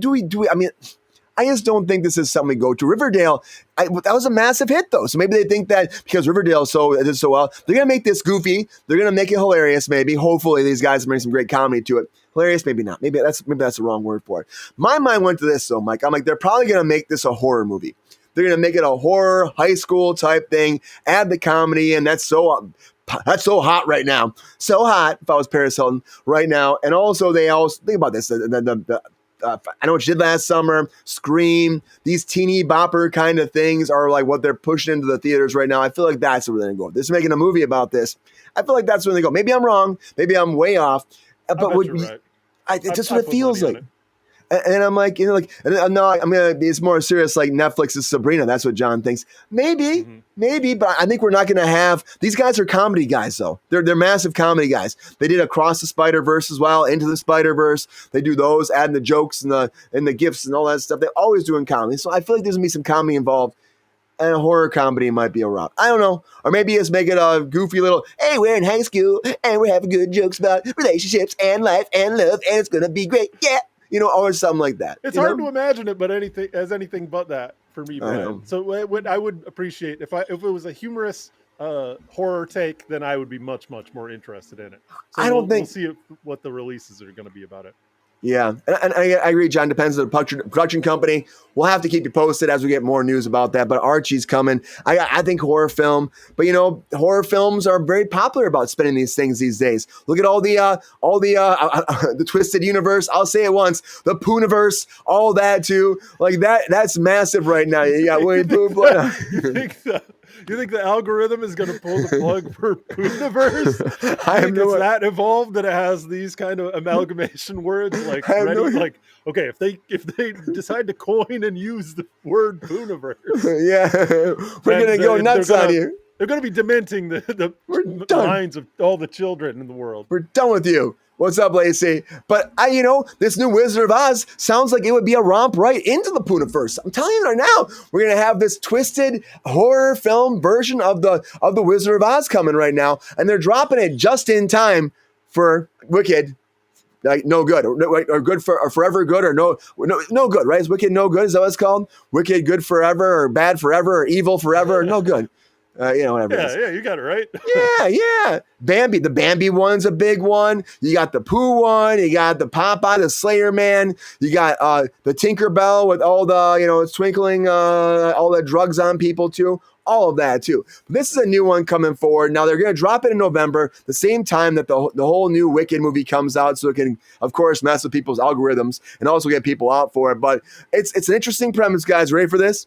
A freak tornado. It pulls Dorothy into the wicked world of Oz just in time for the down on her luck Kansas farm girl to confront Glinda, a starving cannibal who finds herself all the Munchkin meat. Things go downhill from there, guys. Oh, you can't say Munchkin meat, right? that's it. Munchkin meat's not great. It goes downhill from there, though, Mike. It goes downhill. And how does it go downhill? I'm going to tell you right now. Dorothy goes head-to-head against, literally, a skull-cracking scarecrow, a tin man whose hobby is collect still beating hearts, and a cowardly lion who pleases his master by ripping apart anyone he sees. Oz is gruesome. Oz is gross. Oz is psychotic. It's a low-budget thing. So, I bet people are going to hate this. Sounds fun on Tubi. That's what John said, too. Sounds like a fun Tubi romp. It does. But I think people are probably going to be mad about this. Of course, there's always this drive, like, you're ruining my childhood. You're ruining everything. It's just taking advantage. It's a low-budget thing. Taking advantage of a situation. I'm laughing at, though. This is like one I kind of want to see. I kind of want to see it. I don't really get into this whole twisted universe things at all, but I'm like, why not? The Bambi one is like going to be gross and crazy. I don't know if I want to see Bambi. I didn't enjoy Wicked. Tried watching it a few times. I love the original Wizard of Oz, though. That's what Lacey said. The original is so great. Lacey, would you watch a twisted verse of this? Let me know. No, Disney's live actions did that. Oh, yeah, they did. They didn't ruin them. That's where you go. Woo, there you go, right there, John, hitting Disney hard where the mouse doesn't like it in the red pants. Mike, what do you think? When you see this, any fun there? Any fun you enjoy? I like the idea of this, frankly. I guess they'll have to do the silver slippers and not the ruby slippers, because the ruby slippers came from the movie, which is still under copyright. So they have to do the book version. So the thing is, Wizard of Oz from the jump, even the movie and the book to a bigger extent, is creepy on its own. Yeah. It's weird and off-putting and strange vibes. So I really like this actually as a transplant into a fully horror universe. Now you describe, what the press release is for just a quick summary of the plot, and that just sounds like laziness. Like they were just looking for the next property to move into the public domain, and they just scrap through the quickest draft that they can do, and they say, okay, we'll throw $60,000 at it, and we'll make a low budget movie. So that's disappointing if it's not a great script, because I really do feel like there's the opportunity, because you had all the other like weird rumors around it too, like what about the makeup of the cast like not coming off or causing serious problems, or like the one of the cast members like giving themselves the Epstein in the back in the trees. Yeah. Sorry. Yeah. Is that That's one? That's one. Yeppy. See, I was trying to avoid using one of the other words. What's up, Ron Todd? Word. Yeah, I know, right? It's so tough. But that Munchkin thing is crazy too. The Munchkin meat, man, is crazy, you know? But you see what I'm saying? Like there's already a lot of kind of creepy stuff going on that I think you could make an interesting screenplay off of. What I really think, Brian, is you and I ought to be just looking at what's moving into the public domain. Just because and write a script. Now we're hitting the time. We'll know years ahead of when it happens. So we can have that stuff ready to go. Have any of these made any kind of money yet? Like, I mean, all the Pooniverse stuff does well. Mickey's Mousetrap did well. I mean, they're low budget, like $50,000. You know what I mean? So they're all making money, and that's why they did this whole twisted universe, and that's why you're going to get the Avengers style of all them coming together. How you doing, Ron Todd? Also, Lacey said you'll watch. It's like the dark versions of these stories. They're fun. They're kind of ridiculous, and they're fun sometimes as well because they're all low budget. Yeah, that's why they do well because they're all low budget. But yeah, the Munchkin stuff is crazy. There's so many dark things that happen in the original Wizard of Oz that you can just like tell that story and not make it all Disney-ified and make it all like, yeah, it's so great, it's so happy, it's a magic world, we're great, having a good time. Right, you can just not do that. I feel like the Tin Man had some kind of really dark backstory about taking hearts. Yeah. Taking hearts. This had to be an AI script though, right? What do you think? Was it an AI script? Probably was. That's a good point. They probably pumped it in there. I kind of want to see. I kind of want to see if you threw a premise in and threw a bunch of dialogue and character descriptions in, like what kind of script you would get. I never tried it before. I kind of want to see. You know. Mm-hmm. I know, like the Writers Guild has it in their contract that they can do that for their first pass, and then they take it and they just like butcher the script up, chop it up and make it better. Usually the first draft, we always say it's like just put something on paper, it can be horrible, just so you have something to start with. So that's probably going to help writers in a lot of ways, just get something on paper like that sucks, that's great, that sucks, Yeah, I mean having the plot beats and the act structure hashed out is, having the scaffolding, the bones there is one of the trickiest parts to get right, especially if you're feeling precious about your own material that you've written. But whereas if you're working on something that a robot wrote, you're just going to cut and paste to shreds, tear that thing apart. You won't care. And Lacey, this not most are right now, but it's been welcomed in to be a tool for the writer's room now. In the last contract, they can use it for initial draft. I don't know how much they're actually using it right now. I'm guessing they're using it a lot. But they're not like full scripts yet from AI, completely AI yet. There are some that are pushing with it now. We talked about that a couple weeks ago, Mike, with that short film series. That's all AI. But like, it's not that great. There's a studio in Texas and there's a studio in Chicago that are going to start pumping out all AI products too. Written, produced, all AI. Those are coming too. Like 40%, John said. Yeah, it's happening, but it's not as big as you would think right now. But I don't know. It's a fun deal. It's weird, like this whole AI thing with these scripts and with this Wizard of Oz. I don't know. We could write a better script than this, probably, Mike. I know we can. I believe in us. But it doesn't have to be good even these days. It feels like. After we get off here today, I'll take a look at what's coming into the public domain, and we can talk about it. The IP that's out there right now. Mm-hmm. Yeah, we can create some fresh new IPness. That's for sure. Yeah, we can do that. 100-year-old IPness. Yeah. Yes. It's public IPness. Public. Yeah. Okay. Public IPness. Just don't write it at Starbucks. Is that a problem to say that? I don't know. I feel like it could be. I don't know. I have no idea, Mike. But a lot of breaking news, everybody. A lot of breaking news. We do hot takes again today. We just move on, Mike. How you feeling? Oh, I mean, we're kind of running low on time, right? We kind of are, yeah. I don't know. How do you feel about it? We got 40 minutes. We can do it fast. All right. You want to do it fast? Yeah, let's do it fast. Whatever. Oh, very fast, guys. It's time for some hot takes.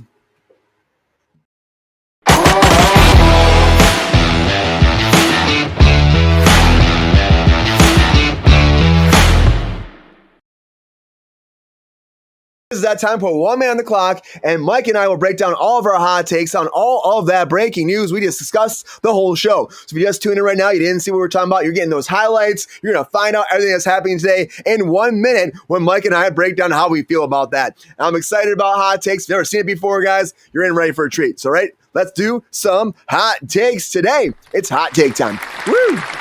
Let's spin the wheel.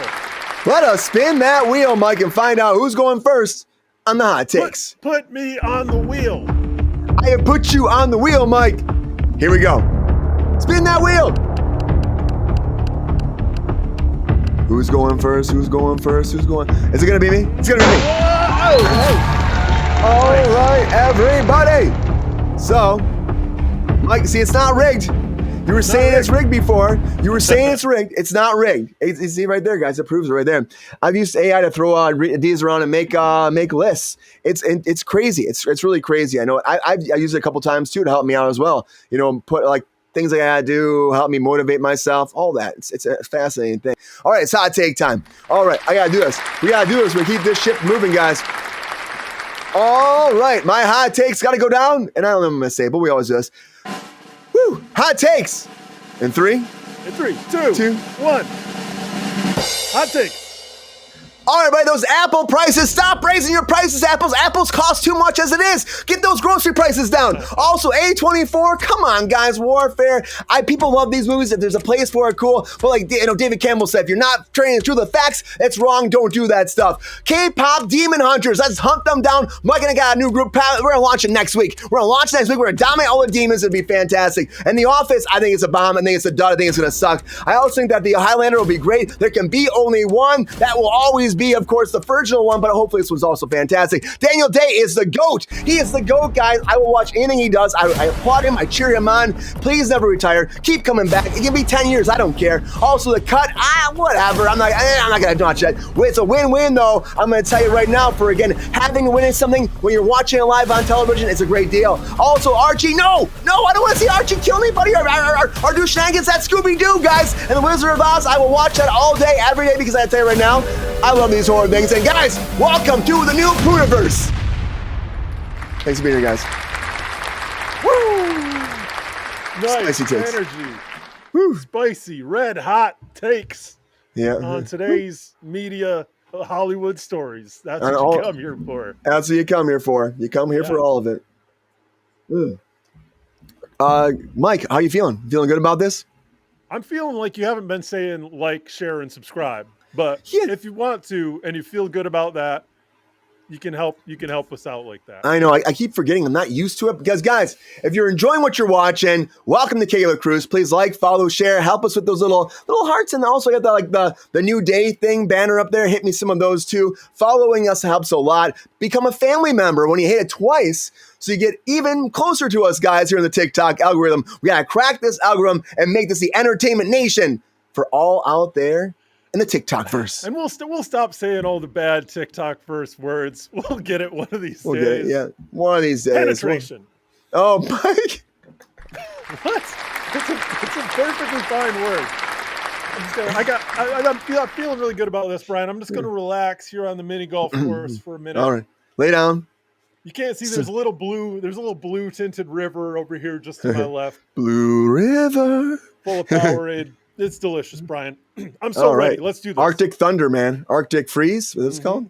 It's my favorite. Yeah, so good. So good. Glacier. Oh, Glacier Bay? I don't know. Yeah, something like that. All right, Mike. Let's get these hot takes going and rocking and rolling. Hot takes in 3, 2, 1. Hot takes. Okay, I'm doing it backwards. Wizard of Oz is already a horror film. It was scary to begin with. How is it going to get scarier? Archie, go back to the grocery store, man. Like, I don't need you on my TV or on my screen. The cut, it was at 1:06, something like that, Brian. I thought my hot take on Orlando Bloom burn was good earlier. I wish we would have talked more about this win-win game. David Campbell, is this a good UK series? I want to be able to participate in a game show from my couch. How can it get better? Daniel Day-Lewis is back. Yep, knew you would be, dog. Highlander casting, I think, is fun. I'm excited about it. It's going to be cool. Office spinoff is not going to be good, probably. And they're lying. You don't drop it all at once if it's going to be good. K-pop, add demons. Like, yeah, what? How could it be better? That's amazing. I'm really excited to watch that, actually. And there's another show I want to talk about. Apple can suck it. And A24, I don't know. Let's see if this is going to be better or worse releases. Hey, hot takes, Mike. Thank you. I'm ready. I can't get the timing right on that. Did I use up most of my 60 seconds, or did I get like 15 seconds in? You got like 2.5 seconds more. Oh, okay. Okay, good. Yeah. Good. Yeah, The timing was good then. It was good. It was really good. You were spot on, man. You were spot on. I remembered what I wanted to say. So Thank you, John. I do want to watch. I'm an animation fan. I do want to watch this K-pop Demon Hunters show. But also the new. It's like a felt claymation show, My Melody and Kuromi, on Netflix. Have you seen this? I have not. No. They're Hello Kitty characters. But the animation style is like Kuromi. Eye-poppingly gorgeous for your 4K TV. Oh man. So My Melody and Kuromi. I don't know if Netflix is pushing that at you guys, but check it out because it's really beautiful, if nothing else. And I just want to say Kuromi. It seems like a good, fun name to say. I won't forget Kuromi. Kuromi, she's like the the kind of scary little bunny or kitty or whatever. Is that like that Labubu thing? I mean, it looks like that, but it's not that at all. It's a completely different thing. Okay. I mean, I don't know what the Labubu thing is. A scary little fuzzy guy, though. So I can see, I get you getting wires crossed on that. People are like, Labubu. That's like running the nation crazy right now, Labubu. Thanks for the like there, Lacey. Appreciate you. Labubu all day and Labubu all night. They got Labubu at the Asian grocery store that I go to. Like, really? Yeah. That's some serious market penetration right there. You think Labubu is bad for TikTok to say Labubu? Probably. I don't even know anymore. We're working it out, guys. But I do know there's a lot of stuff happening in the comic verse. Can we talk about that in Comic Corner? Let's do it.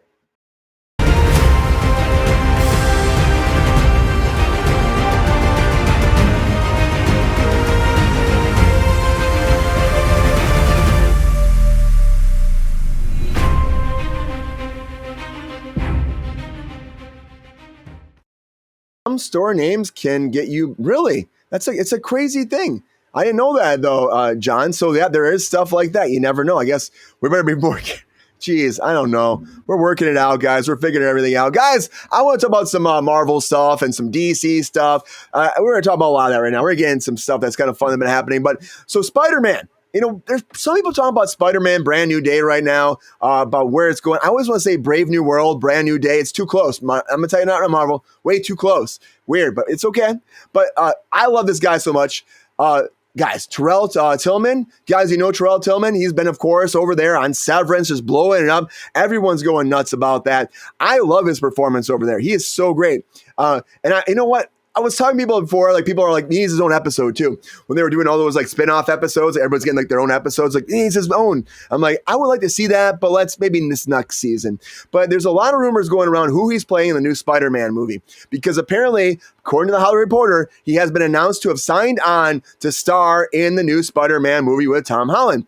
And with that too, people are going nuts. Now, Variety's talking about, and also online media saying that he's going to be playing Norman Osborn. Of course, Harry's dad, the Green Goblin himself. Now, here's the thing, too. I know recently they did that whole Spider-Man animated series over there on Disney Plus, where they actually, I love that, too. What they did for that, I thought was fan. If you guys didn't see that Spider-Man series on Disney Plus, check it out. It's a lot of fun. But they did change the character, too. The casting for Norman Osborn was great. I think he's a great choice, guys. I think he's a fantastic talent. He's also very threatening. His silence is golden. The character that he plays is just like, it's thrilling, but it's also frightening. I could see him doing it. But Holland spoils everything. I know Holland didn't say this out loud, but at least we know that his character is in this movie. People are saying Tombstone maybe too. I could see him play Tombstone. I mean, Tombstone seems like a weird character to have in this. People are throwing some weird, odd characters. I'm like, I don't think that Marvel is going to throw in an obscure character like Tombstone. This is not James Gunn, okay? If it was James Gunn, yeah, he's Tombstone. But like, this is Marvel. They're going to give him some big part to play. And I think Norman Osborn makes more sense to me than anything else. And you know what? I could love to see him and Spider-Man. Look at these two face to face. I could see him playing that like billionaire person that's running everything. We'll see, guys. I'm excited about it, but also, like, into the Spider-Verse, all that stuff. Beyond the Spider-Verse is finally going to be moving forward, too, as well. I know it doesn't come out until, like, 2027, but they're finally doing the voiceover stuff for that as well. And I'm like, finally, guys, you've been talking about that Spider-Man animated series forever. So much Spider-Man news there, which is why I do love it. Let me ask you this, though, Mike. He's a great talent, right? Great talent. Can you see him being that threatening Green Goblin? Can you see that happen? I can see it. He's an incredible actor. Really, in Severance, he's one of the standout performances in a cast of standout performances. Really, like he hits that comedic tone, that comedic, serious, melodramatic tone in ways that like few actors really do. Kyle MacLachlan, we were talking about earlier in the week, being one of the other people that just really is able to land that pitch perfect, which I have to presume is a very challenging acting acting skill to bring to a project. Dude, he's so, but he's like the subtleness, the little things he does, the nuances, even like his stare. Just his stare alone. Can you imagine him staring up against Spider-Man? That was like face to face, and Tom Holland. I think Tom Holland would be frightened by him, his character. I see him just bringing him into a comic book universe, like in any capacity, just being a win for everyone. Honestly, like I don't know. Green Goblin, like I'm not privy to so much of the, I'm not keeping up in my day-to-day Marvel stuff. So I don't know who they want to bring, who makes sense. It sounds like the Infosphere doesn't really have a real strong idea of who they think he's gonna be. It seems like it's just we're wishing for some more Green Goblin. They're throwing that duty at the wall and seeing if it sticks. You know what I mean? They're trying to figure it out. Tombstone unlikely. I just don't see it. I mean, I understand that Tombstone kind of is like that sinister, like he has that kind of stare too. But like, I think he's too obscure for where we're at right now. We got Hulk in there. People were saying him as a recasting of Kang too. No, yeah, Disney wants you to forget all about Kang, dude. There's no Kang more is gone. As we were saying the other day, it's like Disney literally, like Kevin Feige will not say Jonathan Majors' name. He says that actor we had before playing our main villain, he won't say Kang. He doesn't say either of those things at all. He just leaves it be. And he said in an interview before, I mean, I think he's kind of, a little bit of BS if you ask me. But he was like, yeah, after Ant-Man, we were done with him. We were done with him anyways. That was his ending. We weren't planning on moving forward with him. We had Robert Downey Jr. signed on already. We were doing Doomsday. I'm like, no, you weren't. When the end of Ant-Man was clearly a massive setup. They were teeing it up like so hard. They really were. They were putting all those in the baskets. It's so disingenuous. It's just so annoying here. I mean, I guess because because everybody online takes everything and runs with it. They want to keep an air of mystery around everything, so that entails some kind of lies to happen. I don't know. One more thing to let you know, Mike, too. Yeah. For the algorithm, what you're drinking. The drinking. I was going to say, yeah. No, down. It's a 0.0. It doesn't matter. You can't show anything that looks like that. Oh wow! Okay, sorry about that. Wow. Down. GR brought like a big a big bottle out during the last. I'm like, GR, no. I gotta start saying these things, the things I know for sure. That one's a big one. Yeah. So I'm like, no, none of that. No. Well, sorry, I just made it worse. It's okay. It's only quick. It's a 0.0. I know. This is a children's beverage. I was told these to kindergartners. I was told this though. I'm like, I was told like that's the big one. It's like the one that I told you last week, or was that Tuesday? I told you the one, and then that. Those are the biggest ones. So, yeah. Don't you love the algorithm? We're working on it. Yeah, and the good thing is though too is like if something does happen, aging is back. Aging is back. It might be like a day or two where we can't go live.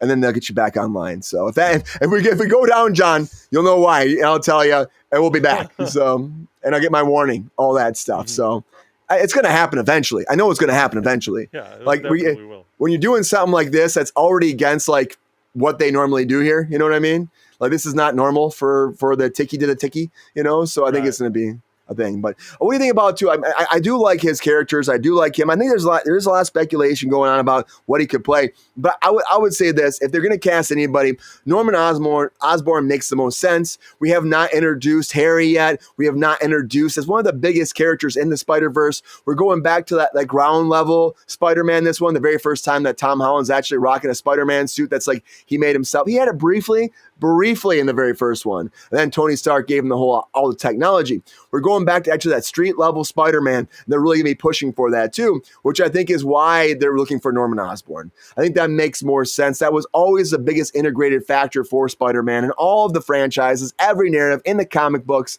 We got to cast him. And I think because what they did for for that other Spider-Man animated series on Disney Plus. I think they made him black in there too, and so maybe they're going to try to change gender, or not gender, but like race swap for again this one. But I think in some comics he has been. I mean, I'm not 100% sold on that. I'll have to ask Sean about that, but I think he has been before. It doesn't bother me at all. I know some people probably hate on that. You know what I mean? I'm like, look at the talent. Look at the freaking talent. Get a life if you have a problem with that. Jeez. Yeah, get a life. I always go down to the talent's the biggest thing for me, and I think he's a massive talent, and like he's going to bring so much star power to this. That guy, his career is only going to get bigger and bigger and bigger. It's going to keep blowing up, and I'm down for it. And Tom Holland will probably spoil that he's Norman Osborn eventually. It's going to happen. Tom Holland's like the spoiler McSpoilerson, but he's fine. No, Marvel's not taking him out anytime soon. But again, like, what do you think? Do you think that there's all these rumors about this? We got Hulk in here, we got Punisher in here. Now we got probably Norman Osborn. Do you think that's too much to be throwing into this movie, or do you think this is great building breadcrumbs for this new Spider-Man street level moving forward? Oh yeah, wow. A lot of characters. Yeah, no. I mean, I guess that. Well, I don't know what phase this is in DC. Is DC's like 5th phase or something? MCU, yeah. MCU. Oh yeah. No, MCU's 6th phase. Sorry. Yeah, I think this is phase 6, right? I think it's phase 6. Yeah. No, it doesn't bug me having a bunch of cameos and characters in these movies at all. I mean, if we put up with the Avengers movies, like, it lets you. I don't know. I guess it depends on if it feels like homework or if it feels like they're setting something up that's going to be a good time. Well, and that's what Kevin Feige was saying before, was like not homework time. We're trying to do less homework. We're trying to have this feel like you just go into movies and watch them again. But I feel like this is going to be a homework movie. I think it can. You got 3 movies already. You established this character, plus Civil War, plus Secret Wars, plus Endgame. Like, he's been in a lot of movies. I think he signed on for 4 more movies. I think that's what it was. So they're going to be definitely launching this back in. I'm still bummed out. Like, this was supposed to take place after Doomsday, and the whole rumor was it was going to be like Battle World. So all these different characters would be in there that'd be like from every universe and stuff like that. Right. Yeah, I thought that'd been really cool. But I guess, that would have been really cool. You know what I mean? Yeah. Like, all of a sudden, Spider-Man's thrusting with all these different people. And that would have made sense because people didn't know that he's Spider-Man after the last one. And it would have been like so chaotic. And it would have actually made more sense. It probably made more sense that people would know he's Spider-Man then because of all the multiverses merging, And that would have fixed that problem. But I mean, I guess they want to separate him from everything and have him be his own narrative again. But then you're bringing in Bruce Banner, which is going to tie him right back to the Avengers. So I don't know how that actually works. There's a rumor that Bruce Banner is the one that makes the radioactive spider that actually bites him. So he's the scientist instead of Kurt Connors, which I don't know if I buy that either. But I can see the parallel, but I don't know if you really want to change that, take that liberty. It just seems like a lot for me. It's like such early days for this kind of speculation too, doesn't it? Like, yeah, they just started shooting. They've been shooting for like a couple weeks. So it's super early. They showcased the suit. He was rocking the suit out in public, so they kind of had to.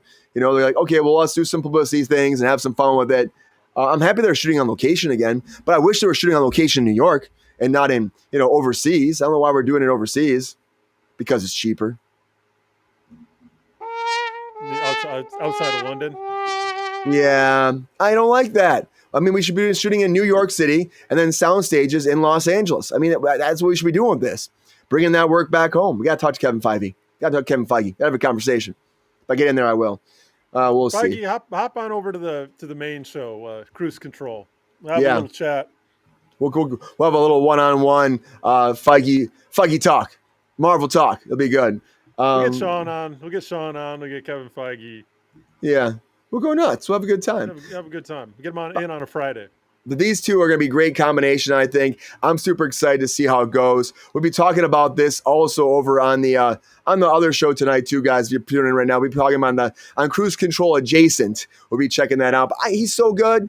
Honestly, whatever he plays in Spider-Man, if it's not even Norman Osborn, even though that feels like that makes the most sense, if it's not Norman, he could be a Kurt Connors too. They could easily make him a Kurt Connors, and he could actually work with Spider-Man and be the Lizard eventually. They could do something like that. 'Cause I don't think we've seen, or they had Kurt Connors already in that universe. I'm trying to think. I feel like we already have established a Kurt Connors. I feel like we have. I don't know. Let me see. Let me check it out. Maybe we have Connors, look it up. Kirk Connors, Who is Kirk Spider, Connors? Tom Holland. Who is he? Yeah. He's like the scientist that turns into the lizard that's best friends with you know. Oh, okay. Yeah. Like Rice Fiennes plays him in the other Spider-Man ones. Oh yeah. So he hasn't been there yet. He wasn't, of course. He was that same character in, of course, the last Spider-Man movie because they did all the cross with all the different villains and stuff. So he wasn't there as Rice Fiennes, but he hasn't really. Fun to see. Yeah, so fun to see. I love Spider-Man, guys. You love Spider-Man. We all love Spider-Man. But I'm also excited about some DC stuff, too. And Peacemaker, do you want to taste it? Talk about that in our feature story of the day.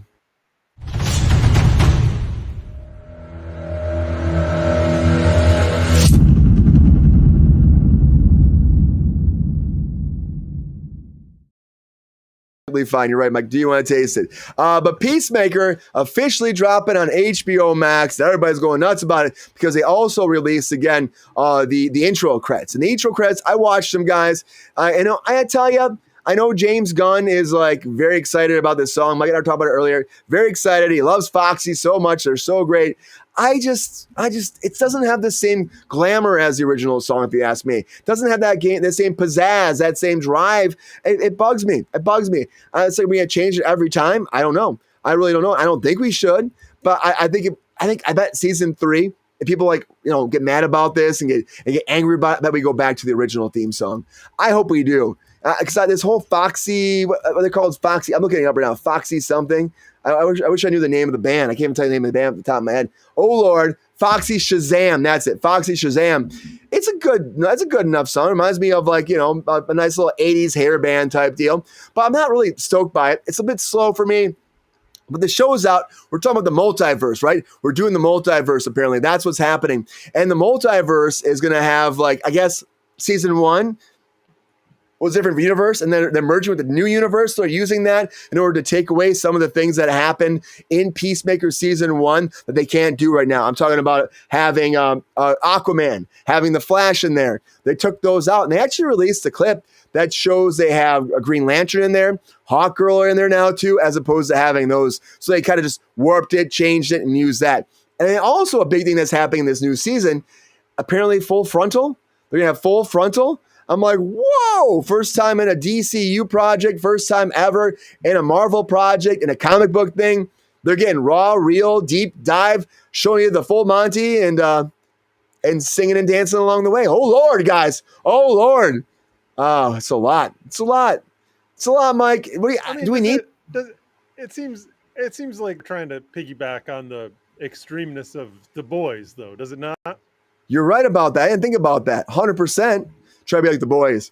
And this is like the grittier version. But it's funny, even Vigilante himself came forward and he was talking about it. And he's like, I'm worried about one thing. He goes, I love it. I'm worried that it ties into Superman so much because people will probably watch it. Like kids and stuff will want to see this because, of course, Superman, Peacemaker, he's in that movie. It ties together. And it's not for kids at all. It's like a hard R type deal. It does it did feel a little bit strange tone to have Peacemaker in Superman. Right? I mean, I get it. They're all in the same universe, but you're going a little bit. You're crossing the streams a little bit. And sometimes when you cross the streams, guys, bad things happen. And that's what I worry about this, Mike. I worry that they're going to do something like this. And then all of a sudden, the Peacemaker will come out and these kids will watch. But I mean, it's on HBO Max. There's a lot more adult stuff on HBO Max as well. So maybe they won't have that. Maybe parents will regulate themselves. If you watch season 1, I think you would know it's already super graphic, and Peacemaker goes a long way. Eagly is crazy in this. Peacemaker is swearing all the time. There's massive gross things happening. Like he was in his tighty whities in the first season. I guess they wanted to go one step further, right? He's jacked. John Cena is still jacked, right? I tell you, this guy. I'm guessing that it's not John Cena that's the full frontal here at the beginning of season 2. I can't imagine, but maybe John Cena's going there. He's like, you know what? Mark Wahlberg did it. I can do it too. I'm going in. So you think he's going in with a prosthetic then? Is that yes, yep. So I feel like it's not. I don't think it'll be. I don't think it's going to be real. They did the same thing on White Lotus recently, And I don't know if you saw that the drama about it was crazy because the drama happened because I'm gonna tell you Isaacs who did this. Yeah, he was like he's the father on there. He was doing interviews and people were asking him if it was real or not. Was that you or was it not you? And he was getting mad. And he was like, I'm going to tell you one thing. You never ask a girl if it's real when they do it before. And you're going to ask me if it's real? Like, what is this? This is insane to me. Like, why would you even ask this question for me? Like, I don't. There's your answer. Yeah, you know what I mean? I'm like, of course, let it be. I can't even imagine, it's a weird question to ask, but of course they're going to ask it, man. Of course they're going to ask it. You don't want them promoting unrealistic body images, though, do you? Yeah, no, it should be real. You don't want the children that are watching this at home to think that these massive hogs are normal. It's a statistic. You want them to realize that hogs of a certain size are statistical anomalies. Yes, they are, and then that's not reality. And don't get there. It also helps the children feel better about themselves too, because if you made them that, right. they might be like, there ought to be a law. Yeah, they'll be like, yeah, is this how they are in real life? Everybody else? Is this just me? I don't really. It's for the children. You're making the kids insecure. Yeah, again, for the children, everybody. Bring your natural self to the stage, John. Bring your natural self. Worried we can't even see it. For the children. I mean, John Cena loves the children too. He does a lot for the children. All the PR he does, and all the yeah. He does like the most Make-A-Wish Foundation stuff ever, which I think is great too. He's taking care of people all the time. I hope we're okay. I think everybody dropped off. I hope we didn't get shadow banned or something. I hope not. I don't know. Everybody's gone. I'm like, what happened there? You never know. We'll find out. I know after the fact it'll tell you if anything weird happens, but it's kind of weird, right? A little weird. John, where'd you go, man? After Tom Holland, though, we didn't say anything weird in Tom Holland. It can't be, right? I don't know. It could be my 0.0 that I was drinking. I don't know. We'll find out. It'll tell me later. But we're still live, so that's good. So that's a thing. So we're not offline. Did John just have to go to the bathroom really bad and he ran away? David Campbell didn't say goodbye either. That fool. I like him so much. He didn't say goodbye. Where's the love, Mike? Where's the love? TikTok. No, I don't know. We're still live. We're still live right now. We had some love, 2.5, not as much as the other day, but it's not bad. My agent didn't push it at all this week. She didn't get to push it in time, so there's no push. The first week of having the show actually rock and rolling the whole time, there's no push. Sad. I'm giving it a womp womp. What the hey? What the hey, man? Maybe on Monday will be the first push, I guess. She's saying at 10 a.m. So it's going to have to be a good show. I don't know what I'm going to do on Monday. Do you want to do Monday? Sure. And just go with it. We'll be talking about the one thing I got on the agenda is Nick Cage has been cast in the new True Detective series, the new season. Oh, really? Wow. He's the lead in the new True Detective, yeah.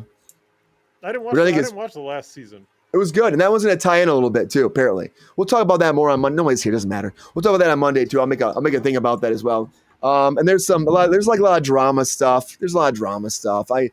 Usually Mondays are more like the gossip stuff, but man, some people are doing some crazy things. Like Lil Nas was apparently so messed up. He was in his underwear and his boots walking around Ventura Boulevard and he got arrested, tried to tackle a cop. Like, what? Lil Nas. Ventura?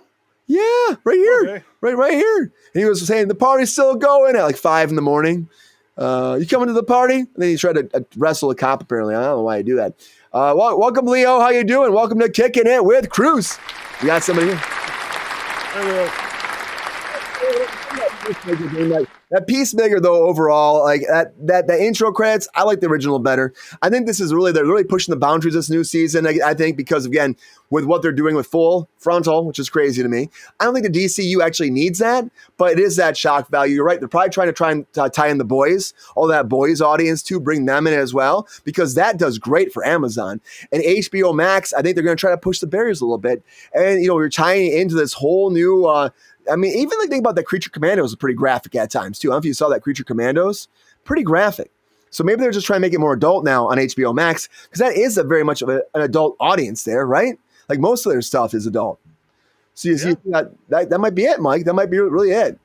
Are you excited to see Peacemaker? And you said you weren't you weren't into the first season that much. I still think you need to binge that. You need to binge it. There's some great stuff in there. Some really great stuff.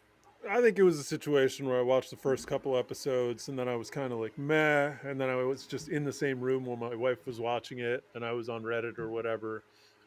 But then towards the end of the season, when they start talking about what a jerk his dad was and like that whole kind of arc, I was like, oh, maybe this is kind of interesting, because it is gratuitous for the sake of being gratuitous, much like The Boys, right?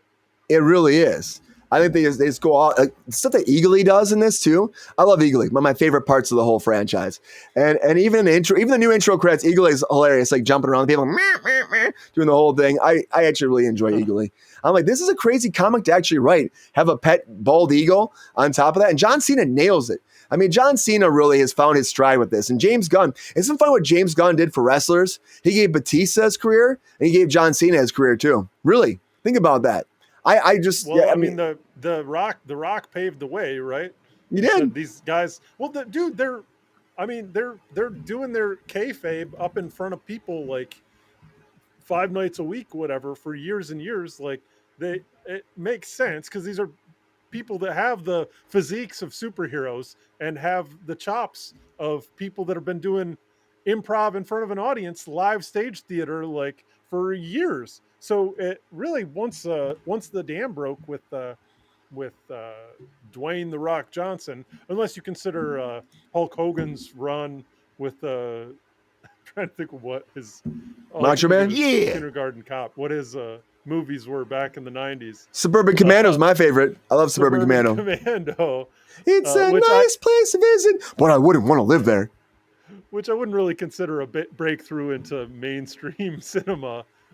So really, once The Rock did it, it absolutely tracks. Yeah, but The Rock kind of had Hogan started it. The Rock really made his own path. I feel like The Rock really came into his own, and really when the Scorpion King, it wasn't the best, but like when he started getting the big action films, I just see that Dave was doing stuff, but it wasn't massive, he wasn't like everywhere. He did a few little things, and when Guardians happened, Drax really, I think, set him on the map. And John's done some stuff too, like the Marine. He's done these little independent stuff, but he never really had a big. He did that. What was that? That Trainwreck movie. He was pretty good in that Trainwreck movie. But I wasn't anything massive. He was in a few bigger profile movies. Sea Blockers. Sea Blockers. Oh yes. Rooster Blockers. Oh yeah, that was good. Blockers, I like that one. I like that one a lot. That was actually a lot of fun. Surprisingly, a very funny and mature comedy. Yeah. The newest, he's been doing a lot of comedies like Stilicki, whatever that one on Amazon. Have you ever seen that one? It's called a Stinicki or Stilicki or something like that. Ricky Stinicki. That's what it was. Ricky Stinicki. That was pretty good. I didn't mind it. What's up, Libby? I didn't mind it at all. It was pretty good. I enjoyed it. So I don't know. He's fine in his path, Mike. He's fine in his path. So I'm all for the John Cena, and I'm also down for James Gunn giving wrestlers a chance to shine on the big screen and the small. I love it so much. But thanks, Mike, for being here. I appreciate you, man. I really do. Oh, right on. I'll try not to violate any of the TikTok laws next time. We're figuring it out. Those TikTok things. Libby, good to see you here too. Yeah, the TikTok laws are a lot, aren't they? We're still figuring them out. I don't know. I'm gonna make a list. I asked for the list, and then I got some of them, but not a lot. The biggest thing was I guess the biggest one is all that I was telling you. We'll talk about that after the fact. We're just not going to say it out loud here anymore. If I say it out loud, it just causes more problems. And then we go, why would we say that? But thanks, Mike, for being here. Appreciate you guys. Mr. Mike Casey. We'll remonetize this one of these days, Brian. Hey, thanks for hanging out in the chat. If you're new, come back next time. If you got booted, complain to TikTok, I guess. I don't know. Yeah. Thanks for having me, Brian. I had a good time today. Appreciate you, Mike. Happy to have you here as always, Mr. Mike Casey. Mike Casey, woo! There you go. Get it, man. Get it. Also, everybody that popped in today, Libby, I know you just popped in. We're wrapping it up, but happy to have you here, Libby, too. How's your day going, Libby? You having a good time? A lot of breaking news happening all the time. We'll be back again on Monday at, it's Friday. I keep forgetting it's Friday. Woo! Monday at 9:30 a.m. So 9:30 a.m., that's going to be the new time for Kickin with Kruse. 9:30 to 11:30, that's the goal. Pacific Standard Time. 5:30, what do we even call yours time? I don't know. Very far Western Europe. 5:30 p.m. Mike time. But guys, happy to have you here as always. Hope you have a great weekend. Enjoy yourselves. Take care. Man, I'm excited about Peacemaker. I can't wait to watch the first episode. And I want to see where they go with Spider-Man. I really want to watch that Wizard of Oz movie, man. I really want to see where they go with that too, but we'll see. But guys, please like, follow, share, help us crack this algorithm. We are your Entertainment Nation here on TikTok. Guys, I'm happy to have you here. Take care. Thank you for the follows. Thank you for the like. Until next time, everybody. Libby, love you. Appreciate you. See ya. See you guys.